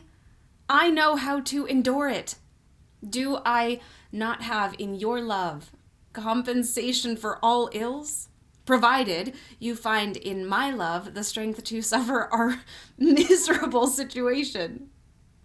I can put up with anything, except to see you degraded and persecuted. Astolf, you asked me to become a woman again, but I have not given up being a man. While I have assumed the clothing and occupations of my sex, I have also retained that calm strength a male education has cultivated within my soul. It seems to me that I am something more than a woman. Perhaps it is pride, but miserable household quarrels feel beneath me. You are greater than all your sex put together. Pin it on your education if you like, but I honor your nature. A masterpiece of divine creation. How dare they slander you? Let these storms pass.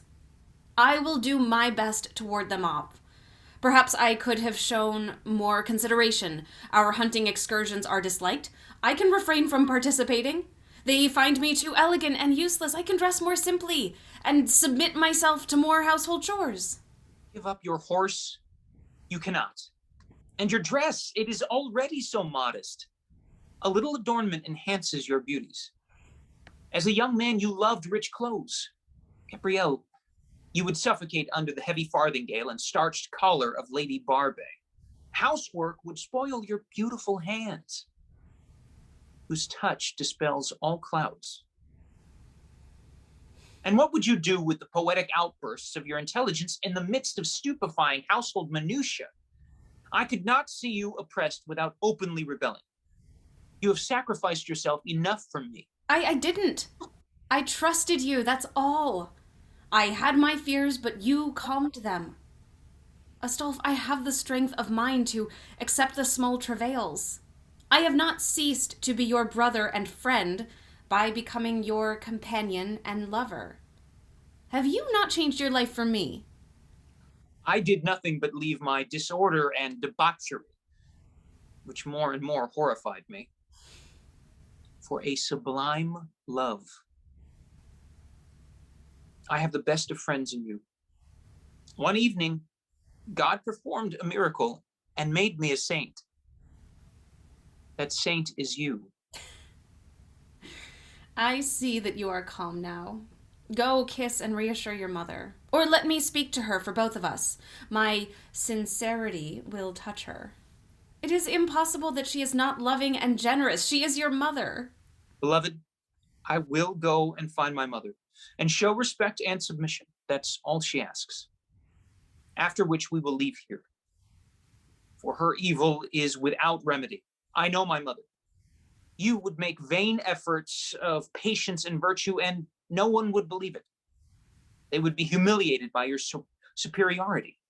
It's a fatal law of human pride. My mother thinks much more about maintaining her prerogatives than giving happiness to those around her. Huh. I see that even the best of men have neither deep love nor complete esteem for women. They were right when I was taught so carefully in my childhood that women play the most unfortunate role on earth. My love for you gives me the courage to judge my mother with severity. I insist on her behalf. Do not abandon and plunge her into despair because of me. If I don't do it today, she will force me to do it tomorrow. You will never satisfy her on what she is so keen to know. Your past, your family, your prospects. True. What endless maze have you got into with me? Are we not together on this bizarre and delicious journey? Are you not mine forever? We may not be rich, nor call ourselves Prince de Bramante. Gabriel, keep your heritage. I don't want it. If old Jules finds in his torturous brain some new invention to strip you of it, console yourself with being only a woman, unknown to the world, poor, but rich in my eyes and glorious in my love. Are you worried it's not enough for me? No. I feel in my heart how much you love me. Then let us journey onward, together, come what may.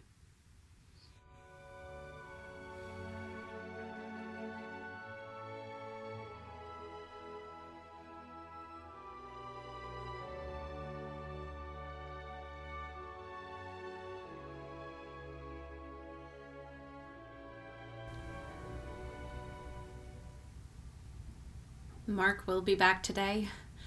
I hope he arrives before Astolf returns from his ride. I must speak to him alone. I must know the whole truth. Misfortune has spread over us so imperceptibly. Is love so tender a flame that with the slightest attack on its holiness it leaves and returns to heaven? Stolf, you behaved badly to me. And you cruelly bleed my heart, a heart that will always be faithful to you. I forgave you everything. And may God forgive you. It is a crime to brand our love with suspicion and mistrust. You bear the penalty and feel the flame dying within you every day. You fan it with your jealousy. It seems love is a sanctuary you can no longer enter when you have taken a single step outside its bounds. What if it becomes more serious? If he were to permanently impose on me this captivity? I devote myself to it in order to accede to his wishes. Could I then see him with the same eyes? He is a joyful, noble soul, devoted and generous to the point of heroism. How minor are his faults compared to his virtues. There was a time when he had no faults. Oh, Astolf! How you hurt with your destructive words. Who's there? I'm back, your ladyship. A little tired, but I won't rest until I've given you an exact account of my message. How did you leave my grandfather? A little better than I had found him, but still very ill, and perhaps not having many months to live. Was he irritated I did not go myself?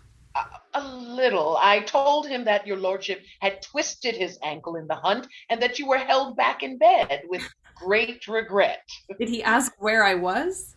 I replied that you were still in Cosenza, to which he said, he is in Cosenza this year as he was last year in Palermo. He was then in Palermo as he was the previous year in Genoa. I made a very astonished face. And as he thinks me perfectly stupid, that is his expression, he was completely duped by my good faith. How is it that you don't know where he has been for the past 3 years? Your Highness knows very well that I am guarding the palace which Prince Gabriel keeps in Florence. I would like to accompany him during hunting, but the young prince says to me, you are too old to run the stag, my poor Mark. You are only good at keeping the house. And the truth is, then, the prince interrupted me. I heard he did not take any of his servants and that he always leaves alone.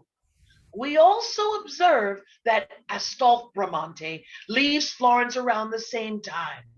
When I saw that the prince was so well informed, I got confused. But he believes me so simple that he did not even notice. What did he instruct you to tell me?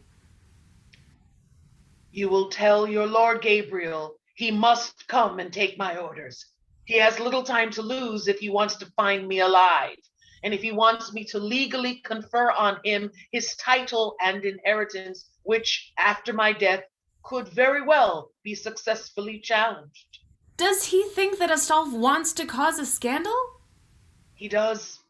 And if I dare tell your lordship, ladyship, what I think about it, me too. You don't think so, Mark. It is my duty to say what I know. Count Astolf brought your lordship's nurse to Florence last summer and offered her money if she would testify in court regarding the circumstances of the birth of your lordship. Mark, it cannot be. The nurse told me so herself at the Castle du Bramante and showed me a beautiful round purse that Lord Astolf gave her to keep silent. She obstinately denied to him that she had fed a female child. This woman's betrayal is up to the highest bidder. She told my grandfather? I fear it. Astolf undoubtedly took this step to test the fidelity of my people.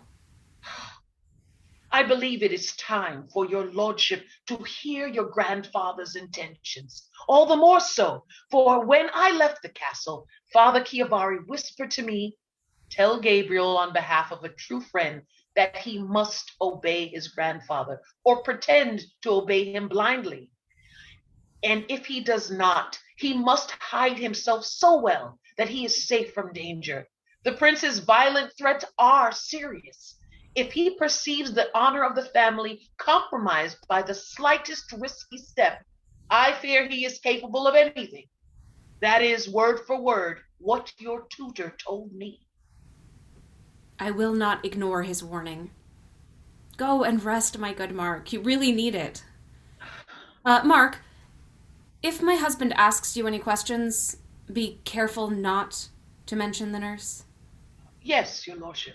Please, try not to call me that when we are here and I'm wearing women's clothes. Anything reminiscent of my other sex exasperates Astolph to the utmost degree. I know, but how to do it? As soon as I get into the habit of calling your lordship Madame, we are leaving for Florence and you resume men's clothes. I still have the Madame on my lips, and I do not begin to resume the habit of the your lordship until your lordship is back here in a gown. I will do my best. Thank you, Mark.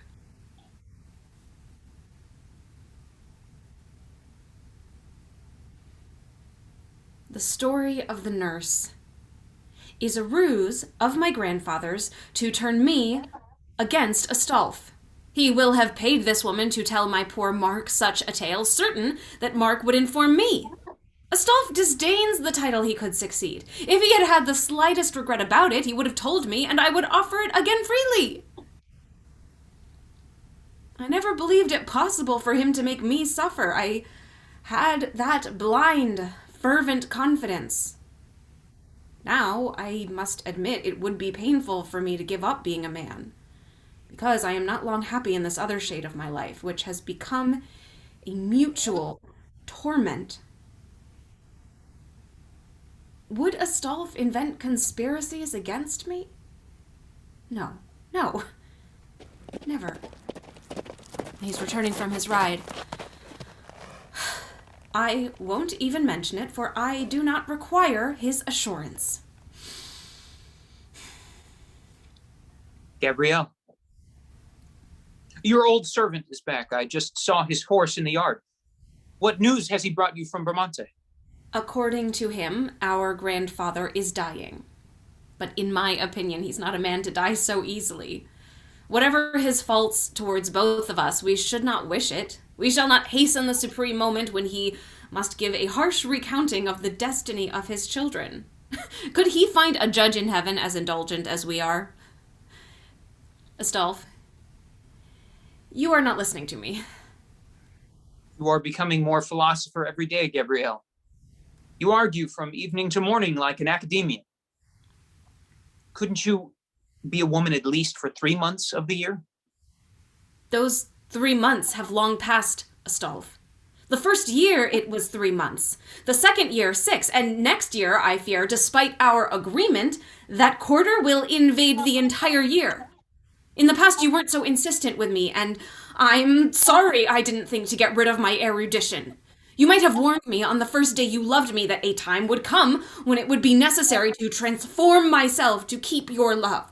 This reproach is unfair, Gabriel. Have I not transformed myself to deserve and keep the affection of your heart? Yes. And I ask nothing better than to be wrong. I'll correct myself. Poor Gabriel. You injure me with your eternal submission. Gabrielle is not as painful to me as you think. You are strong. Your thoughts flourish free and proud. Your soul is independent like the birds of the air, like the waves of the ocean. All the forces of the universe united could not make it bend. I know that. There is one divine force which has always chained me to you. It is love. So you still love me? You know it well. Still as before? No longer as in the past, but as much, perhaps more. You won't refuse me anything then. What am I denying you now? There is something that you may refuse me if I venture to ask. Speak. The time to return to Florence has come. Agree not to come with me. Stay behind. You say nothing. Are you refusing me? I will agree on one condition. You will tell me the reason for the request. Do not ask me what I blush to confess. Should I try to guess, Astolf? Is it the same pattern as before? Jealousy? Yes. Again. Always. My God, we are very unhappy. Why don't you despise me, Gabriel? As long as you love me, I will be demanding. I will be foolish, for I will be tormented by the fear of losing you. Have you no strength? No will? No virtue to fight against your weakness and escape the wreckage of your conduct? You dream of an ideal love as I once dreamed of an ideal woman. My dream has come true, but yours won't. You will never find a heart worthy of yours. Raise your desires to God alone, or consent to be loved by a mortal. You will never find a lover who is not jealous of you. I dream of no other soul than yours. You should. You could. This is what justifies my jealousy and makes it less outrageous. I cannot dream of a more perfect love than by placing it in your heart. This love in the heart of another would never touch me. Tell me that always. In another life, I will carry all the pain you have incurred for having had the madness to love me in this one. I want to love you.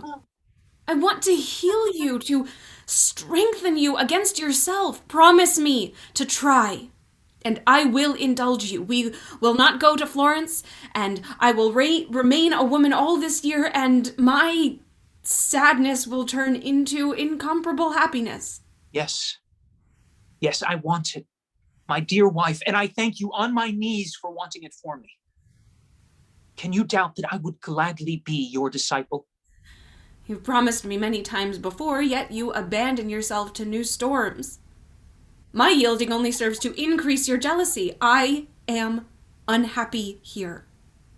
I see all my wasted sorrows and sacrifices turn to your ruin. At least, as a man, and with the gold my grandfather gives me, I can surround you with noble relaxation and poetic distractions. The first days in Florence always have charms for me. I'm not made for the solitude and idleness of the countryside. I don't know how to absorb myself in books or spoil myself in meditation. But even with Gabriel in the turbulence of the world, sought after and admired, another kind of violent torment takes hold of me. I cannot get used to seeing other men shake your hand.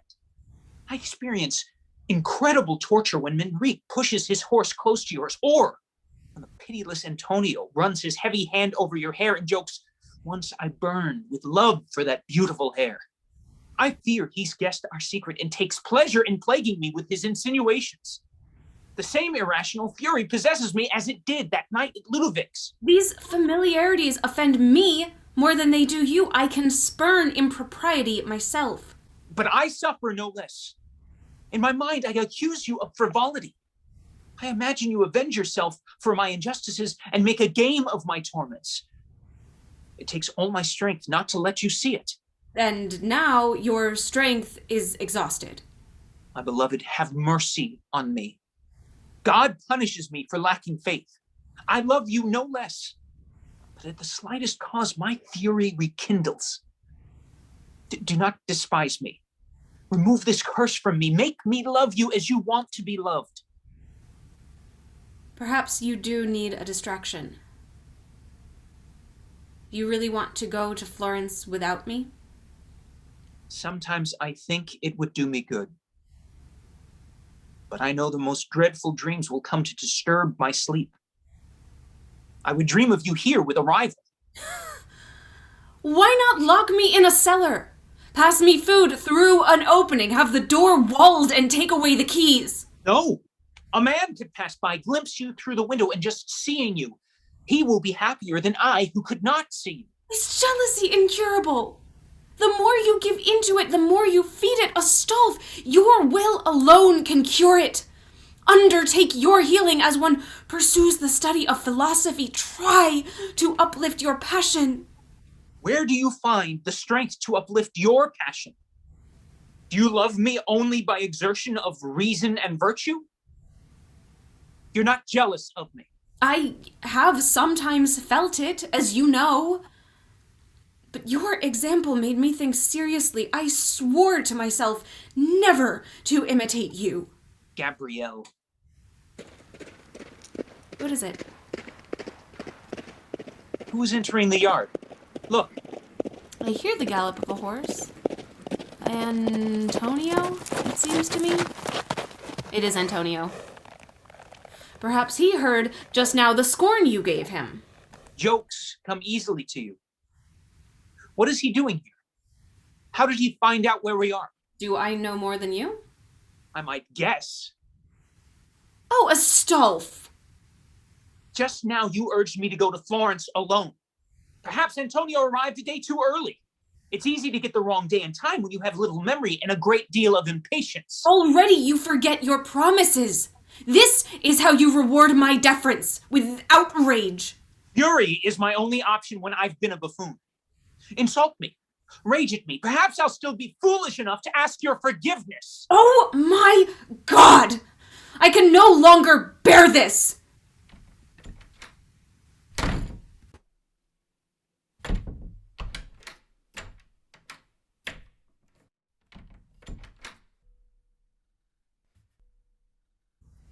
Lord Astolf, Lord Antonio asks to see you. In vain I told him you were not here, that you had never been here, that I had left my lord's service. What lies did I not brazenly tell him? He maintained that he saw you riding in the park, and he would not leave without seeing you. I will go out to meet him. Tidy up this room. Hide everything belonging to your mistress, and stay here until I call for you. Come, courage. I know how to pretend. But if I discover what I fear, woe to you, Antonio. Woe to both of us, Gabriel. What's wrong with him? How agitated he is. My poor mistress cannot be happy. Mark! Let me out! Quickly! Break down the door! I want to get out! My God! Who locked up your lordship? Wait, I have an extra key in my pocket. Here, take this suitcase, run to saddle my horse and yours. We must leave right now. Yes. Lord Astolf, I believe, is ungrateful and thinks only of your fortune. He dared to lock you up? Although I am very tired, I will take you back with joy to the Castle de Bramante. Mark, please, not a word against Astolf. I'm not going to Bramante. Please, if you love me, prepare the horses. Mine is still saddled. Yours was left saddled when you did not ride today. I need only give them bridles. So run! My God! You know that I do not act out of resentment. At all costs, I must save Astolf from this furious illness. I will try any means to make love triumph over jealousy. All the remedies already tried have turned to poison. An unexpected shock may make him think. He must learn the effect of tyranny on proud souls and not believe it so easy to abuse an honorable love. He's coming with Antonio. Farewell, Astolf. You will weep this lonely night without your Gabriel.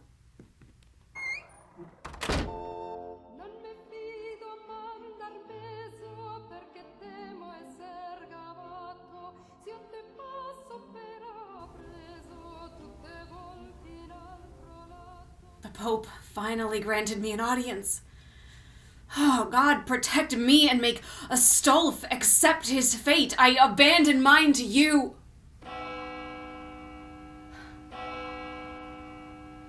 Now is the hour.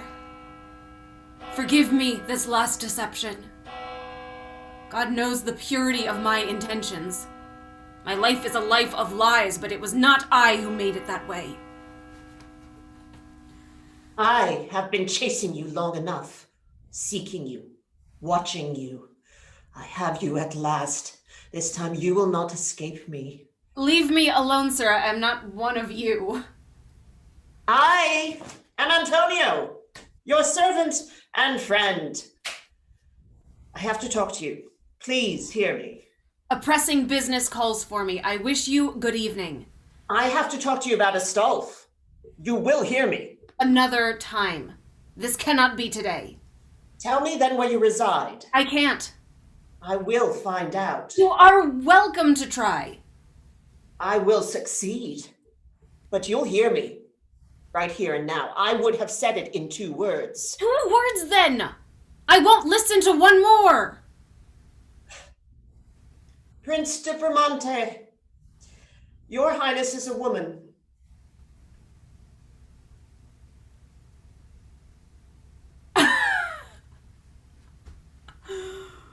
What is this foolishness?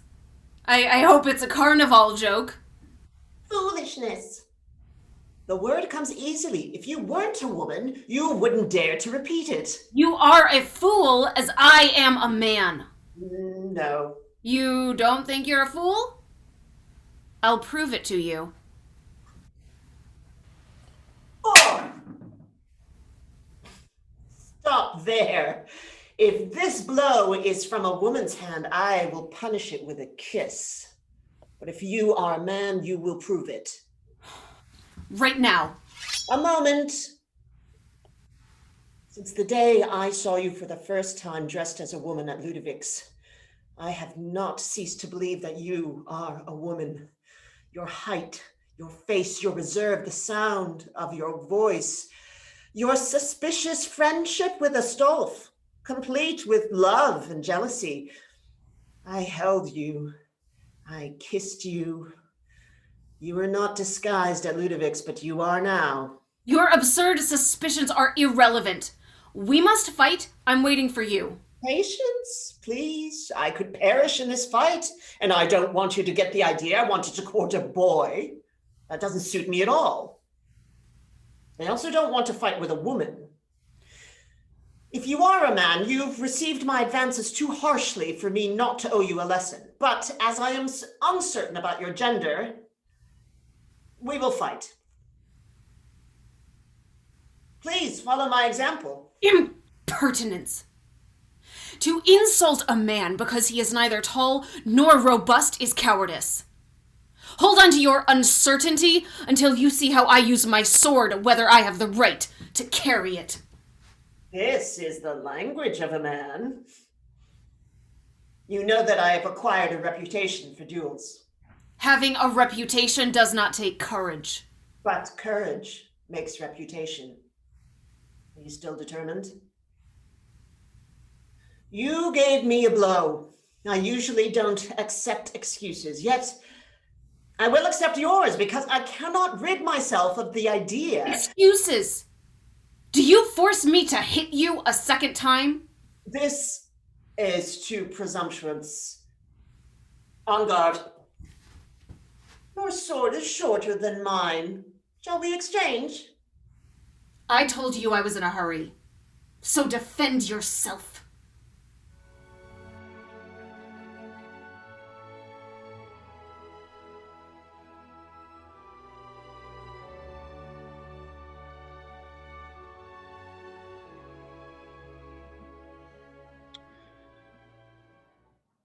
Lord Astolf, is Gabriel as dear to you as in the first days of your meeting? How can you doubt it? I am determined to do everything I can for you, but I cannot lend you my legal ministry without being quite certain that Gabriel will not repent it. Gabriel. Gabriel? You want to persuade your cousin to contract a legitimate marriage with you. My religious philosophies approve, but I am surprised. As a non-believer, you have thought of eliciting this commitment. Father Chiavari, I confess. I was unjust. I made Gabrielle suffer. She left me to punish me, but I know she forgives and still loves me. I received this post last week. It contains only the word hope. It's her hand. Gabrielle is in Rome. I will find her, but Father, man is weak. You know that. I could offend again, and I don't want her to be able to leave me so easily. A solemn oath on her part would conquer her independence and pride. You want to be his master? I would dissuade you. I know Gabriel. Gabrielle. They wanted to make a man of him, and I have done it all too well. What you do not get by persuasion, you will never get. Gabriel would still flee as he has already done with you and with me. He would not alter his affections, but he would leave one fine morning as an eagle breaks the cage in which he has been imprisoned. Gabrielle is more devout than I am. An oath would be an invincible bond to her.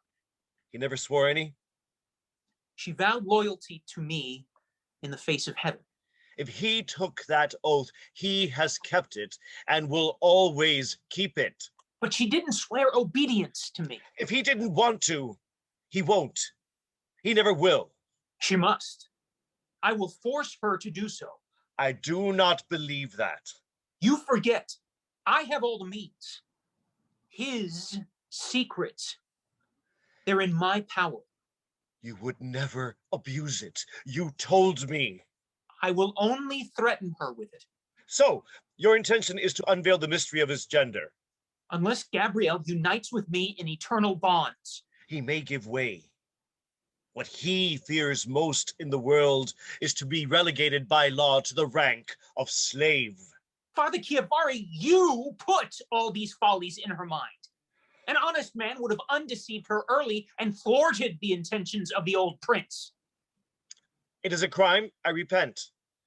Nothing will erase my remorse, but measures were taken so well and my pupils so excelled, I deluded myself into believing in this unfeasible destiny. Perhaps you enjoyed your philosophical experiment. What did you find out? That through education, a woman could acquire as much logic, science, and courage as a man? Indeed. But you did not prevent her from having a more tender heart, or consider that love could conquer ambition.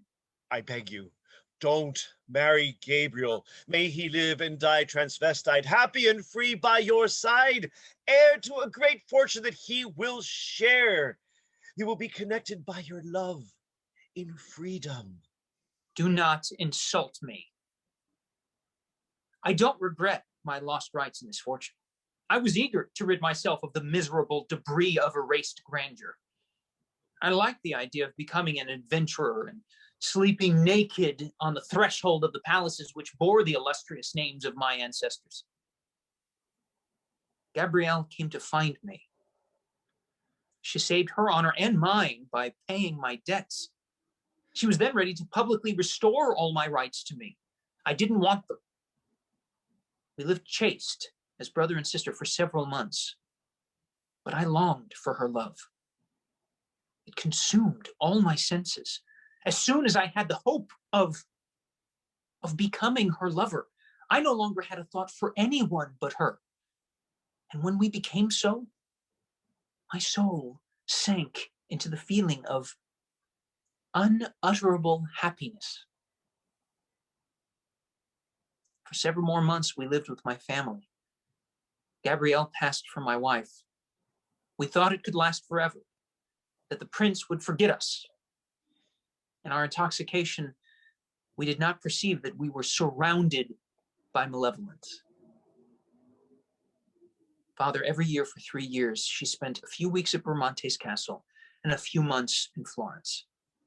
But the rest of the year passed in the depths of Calabria, in a safe and charming retreat, where our fate would have been worthy of envy were it not for a dark, devouring jealousy, a nameless evil that came to seize hold of me.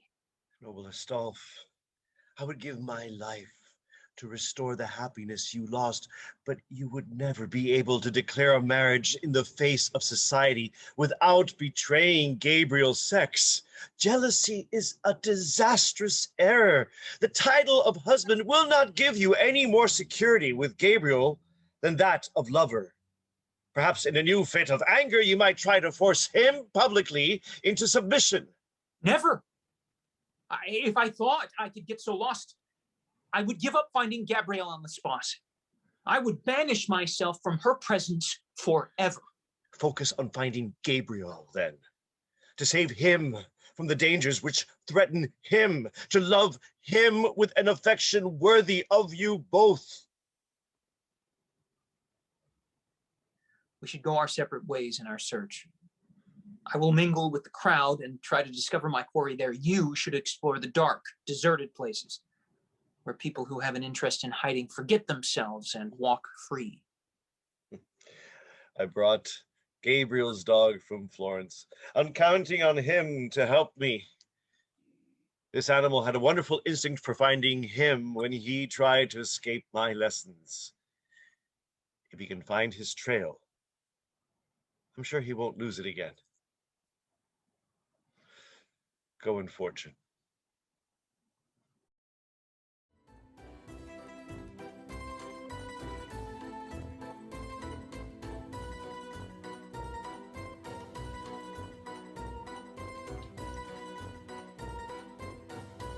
Where is Manrique?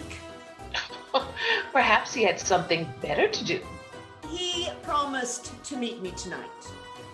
Never believe anything Manrique says, and you'll never be disappointed. Don't look now. It's Astolphe. And Faustina? It can't be. Is he back with her after all this time? He'd be a fool to take her on again. Oh, they're arguing. Ooh, let's go. I'm with you. I came out tonight for fun, not warfare.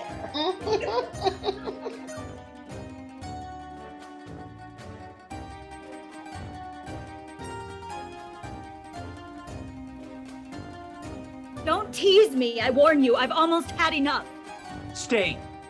I have to talk to you again. Am I at your service? You won't tell me what Antonio came to Rome to do because you don't know. If Antonio is to be believed, you are particularly concerned in what I do know. 1,000 demons, tell me, you little snake. Please don't crumple my cups. They're made of the finest fabric. Fickle as he is, Antonio is the most magnificent lover I've ever had. You would never give me such a gift. My little Faustina, if you talk, I will give you an entire gown of the stuff. With what? Your cousin's money? How convenient it must be to have a rich little cousin to exploit. My God, you horrify me. Insults. And here I was going to tell you everything. Well, what price do you place on the truth? How much is in the purse? 200 crowns. But if that's not enough... Mercy, my masters! Have mercy on my soul! Well, since you are so generous, allow me to do a good deed at your expense. Bless you, Madonna! You are sent from heaven! Since you despise money so much, keep your secret. I'm not rich enough to pay for it. Oh, are you insolvent again, my poor Astolphe? Well, I've made a fortune. Here, I want to give you back your 200 crowns. I was wrong to throw them to the poor. Perhaps this act of charity will bring me good luck and return my infidel. So, it's a woman he's here for. Are you sure? Far too certain. And you know her? Have more sorbets brought, if you still have enough to pay for them. I still have enough to pay for your revelations, even if I have to sell myself into the military. Oh, sell your body for a secret. The idea is charming. I only want a night of love from you. Does that surprise you? Astolf, I'm no longer a courtesan. I'm a wealthy and generous woman. I've always loved you. Come, let's celebrate Carnival in my bedroom. You give yourself for nothing? I give myself by paying, because I will tell you Antonio's secret. Will you come? If I believed you, I would present you a bouquet and sing a ballad under your windows. I'm not asking for everything. Just pretend you love me. To be loved is a dream I sometimes have. Unhappy creature. I might have loved you once, but I was a foolish boy and I didn't know what life is for a woman like you. I believe you're lying. I'm not lying. May all my life be reproached on the day of judgment apart from this moment and what I say to you now. I love you. I'm torn between affection and disgust.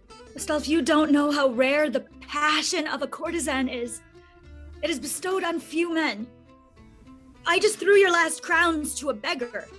Trust me, I could have earned 500 crowns tonight. Here is the proof. This splendid offer is at least from a cardinal. Monsignor Grafani. And you refused it? Yes. I saw you pass by and called you to my house. You must have thought you'd found the lady of your dreams. But here you are, at least on her trail. Since I know where she is. What do you know? She comes from Calabria. Oh, reason. Who told you? Antonio. When he's drunk, he likes to brag to me about his good fortune. Did he dare say her name? No. But if you like, you could offer him my apartment for his first assignation. I know he needs to take precautions. The lady is high in the world. He'd be delighted to bring her to a safe place. Won't he be suspicious? He's no fool. He knows a little money arranges everything. My God. My God, my God. Have you made up your mind, Astolf? Are you prepared then to hide me in your alcove? And when they come, endure all the consequences of my fury? Do you want to kill your mistress? I agree. As long as you do not spare your rival. He is rich. Faustina and I have nothing. I hate him. And I love you. Am I dreaming? The pure woman whom I adored has fallen in the dust, rushing into infamy. And the courtesan whom I trampled underfoot rises purified by love.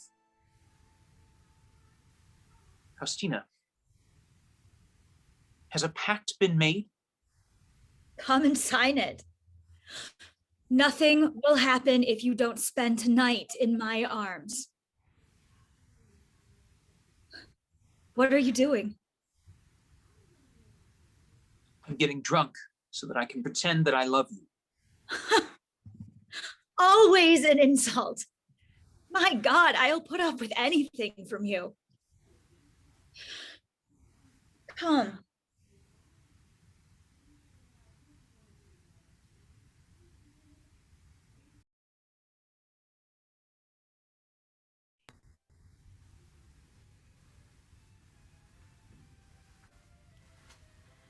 I will run and stand in his way.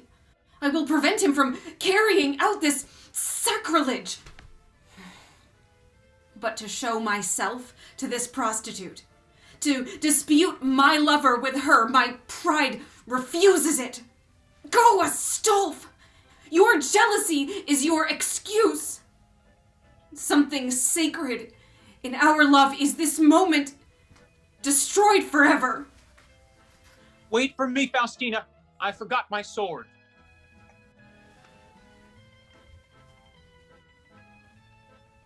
Another message to tell me to hope again?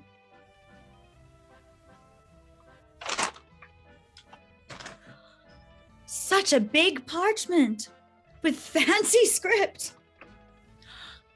Impossible. The signature of the Pope. What does His Holiness have to do with you? Give me back that document. Oh no, this is too good. I want to read it to you. We, by the grace of God, blah, blah, blah, allow Gabriel de Bramante, grandson and legitimate successor of His Illustrious Highness Prince Jules de Bramante, the vow of poverty, humility, and chastity, authorizing him hereby to enter a monastery or live freely in the world, depending on whether he feels called to work for his salvation. Whereof we have delivered to him this authorization bearing our pontifical seal. He has a charming style, the Holy Father. Doesn't this make you happy? This makes you rich. This makes you the Prince de Bramante. I'm not surprised. That poor child was so devout. By my faith, he's done well. Now you can kill Antonio and kidnap me at the pleasure of your conscience. If you counted on it, you were very wrong. Hey, Don Quixote! Must you always be such a child? Do I need this insulting concession? Oh, now nothing will stop me. I know how to assert my rights. I will reveal the fraud. I will punish and shame the guilty. Antonio will be called to testify. What are you saying? Listen to me and ease your mind. What do you want from me? I am neither rich nor a prince. Your whim has passed, I think. On the contrary, I am waiting for you. It seems women are observing a mutual pursuit this year. Ladies and prostitutes prefer their lover to their fortune. There's a very curious man. Perhaps it was he who brought this message. He will see that I am not engaging in business this evening. Come, my dear Faustina. Near you, I am the happiest of men.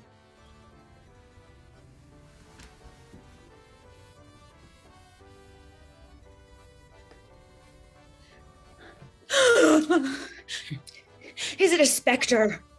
Woe to him. It's me. Antonio, help me. I'm going to faint again. He leaves behind him a trail of blood. How awful. I'm injured in a duel.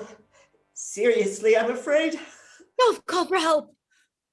No, please. No, don't. I don't want anyone to know. Give me some water.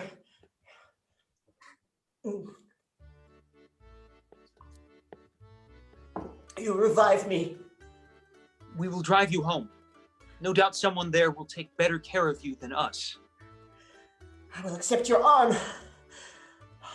Let me regain some strength. It's only this bleeding could stop. Poor Antonio, your lips are blue. Come to my place. You are a good girl, especially since I was not kind to you. My God, I've been ridiculous. Astolphe, I didn't expect to see you. I must tell you what happened. Your cousin will surely tell you I blame myself. Gabriel? Do you know my madness? It cost me. I was sure he was a woman. What's he saying? He delivered harsh tirades and a terrible sword blow to the ribs. At first I thought it would come to nothing. I wanted to come home alone, but while crossing the Colosseum, I was seized with a dizzy spell and I was unconscious for I don't know how long. What time is it? Near midnight. 8 o'clock had just struck when I met Gabriel de Bramante behind the Colosseum. You fought with Gabriel? Did you kill him? I haven't touched him. He gave me a thrashing I will remember for a long time. It seems to me The blood is stopping a bit. Now, I think I can get to my place. If you both will support me a little, I will recount it. That's a serious wound. I'll run to get you a surgeon as soon as I drive you home. No, my home is closer. Oh, Gabriel.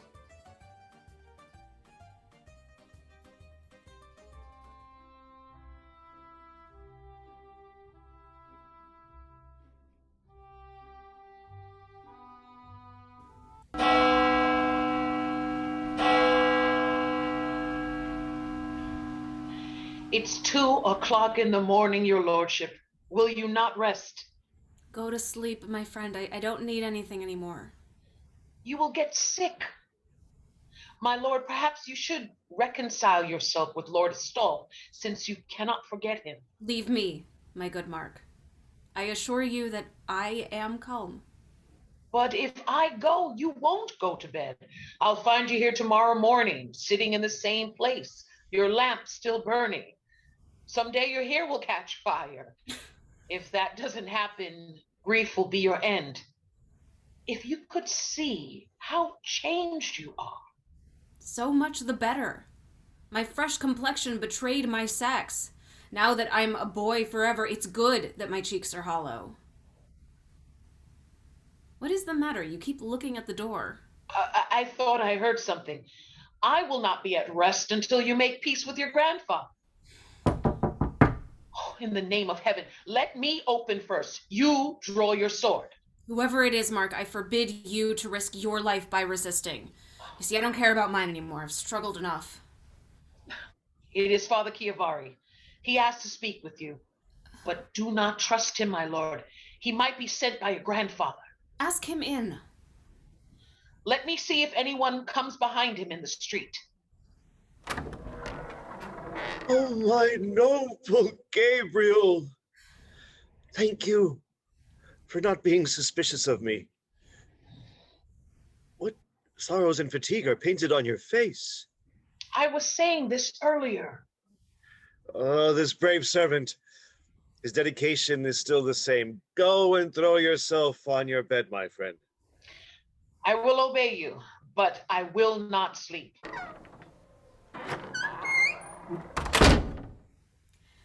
How did you find me? Mosca sniffed you out.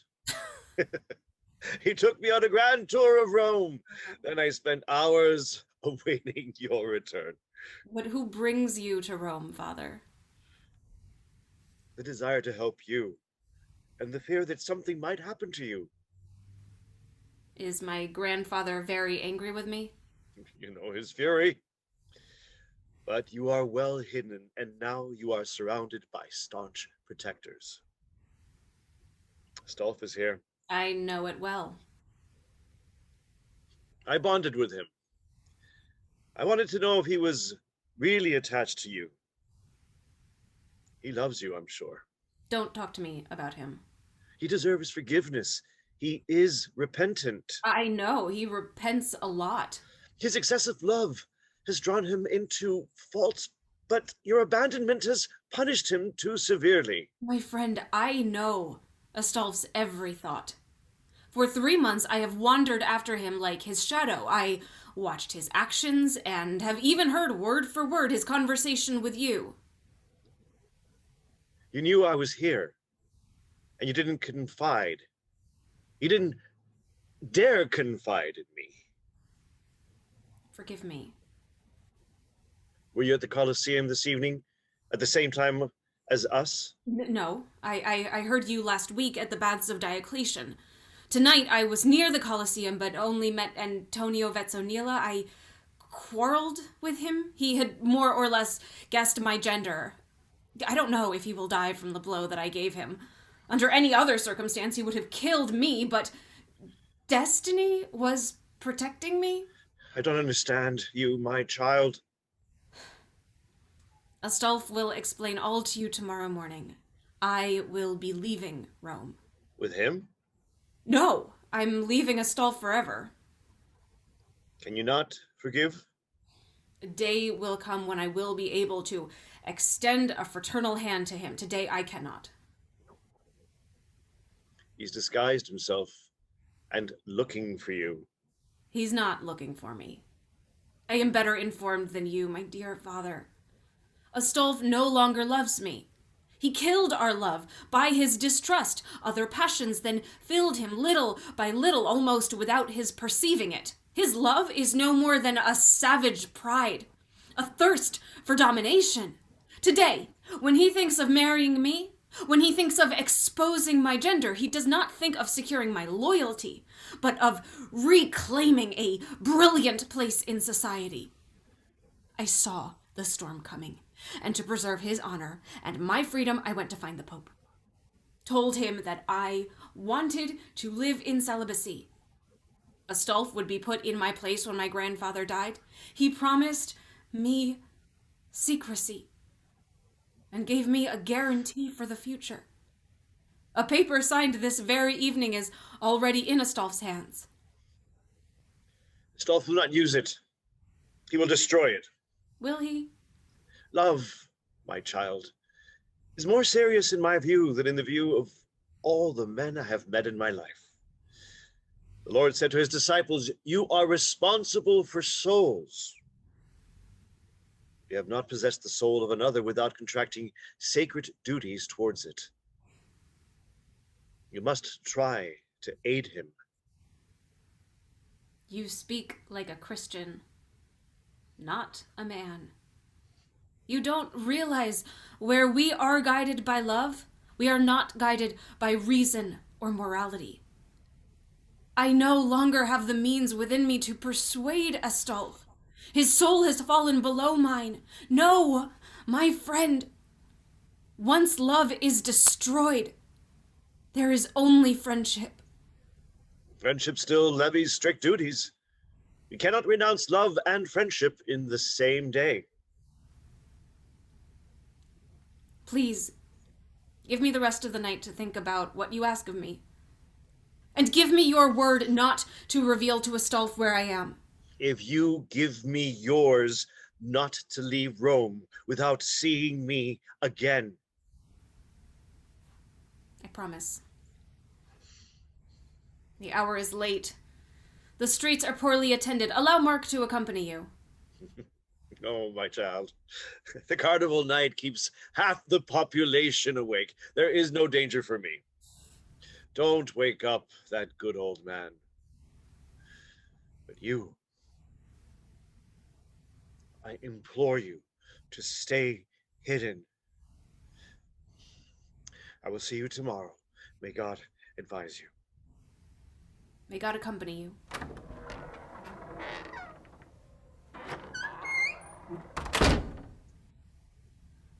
Think about what? The degree of my misfortune? The impossibility of remedy. At this hour, Astolf forgets everything in shameful drunkenness. Each of his miserable, suspicious delusions will be an excuse for him to soil his lips on the mouths of prostitutes and me. He wants to defile me too. He wants to treat me like one of them. He wants to call me before a tribunal, before an assembly of men, and there in front of judges, in front of a crowd, have my doublet torn by henchmen as proof of his rights to fortune and power. Oh, Astolf. I know. When the fatal hour comes, hurried down that lethal slope, you would never stop. Well, I say no. I refuse this final outrage. Oh, my God. Protect me. Save me.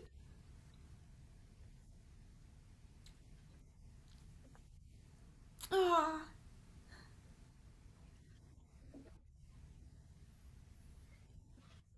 I can hardly escape the temptation of suicide.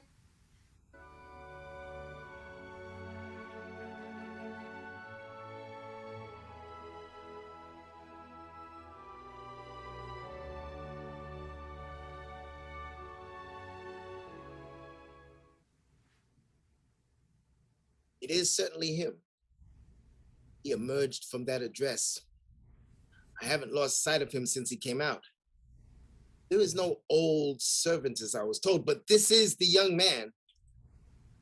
He's coming this way. He's headed for the bridge. Suicide. I cannot push this thought from my mind, yet I feel better here. I was suffocating in that little room, and I feared every moment my weeping would wake up poor Mark. My sadness ages him more than the passing years.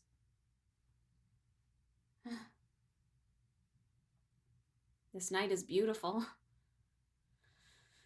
And the fresh air does me good. Oh, the splendor of the stars.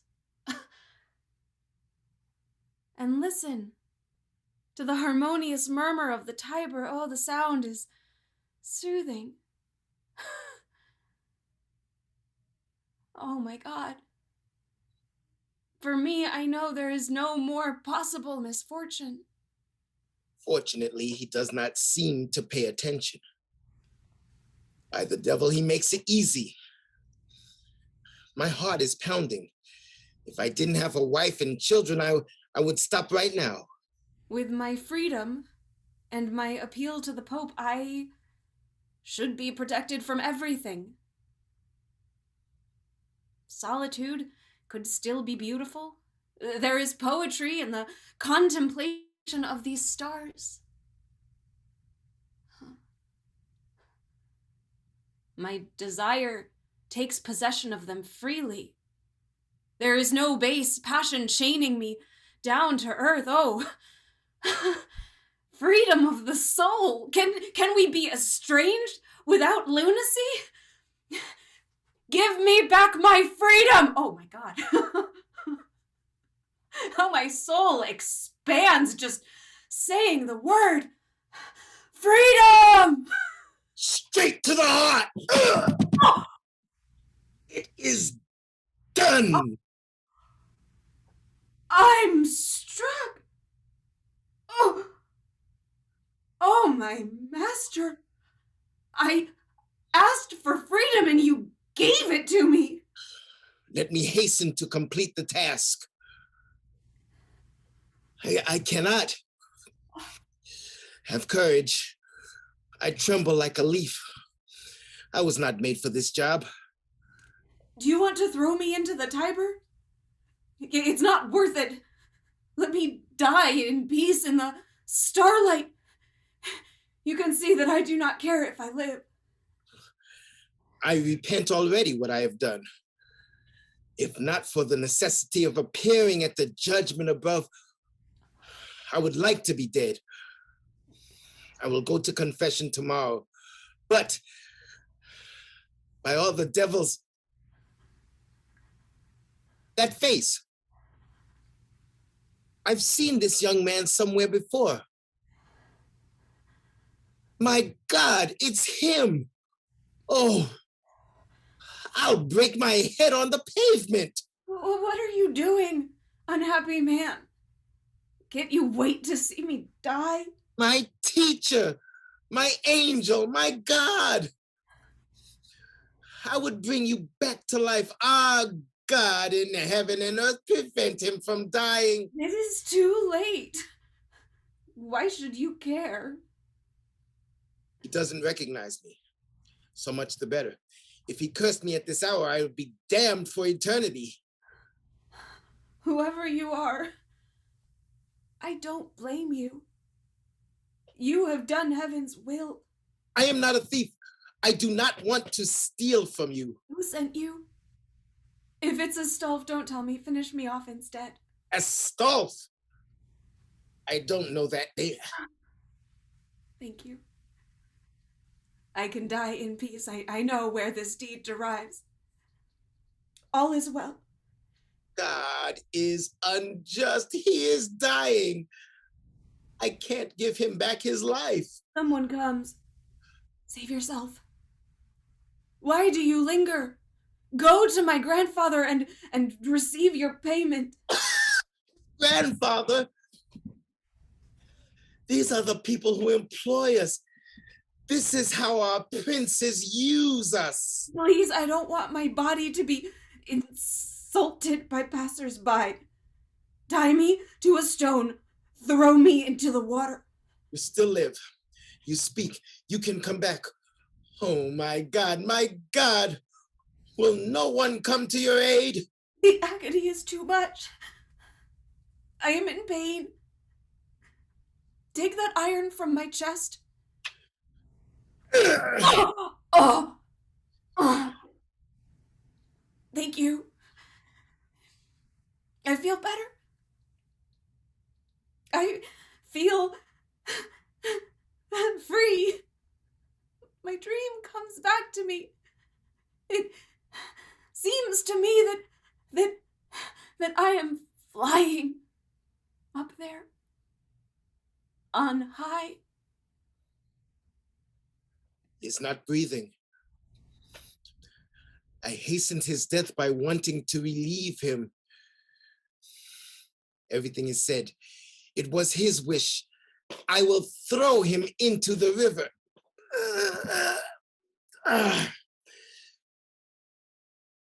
I lack the strength.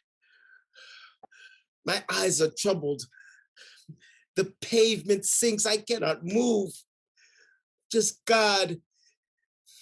The angel of the castle waves his wings and sounds the trumpet. It is the voice of the last judgment.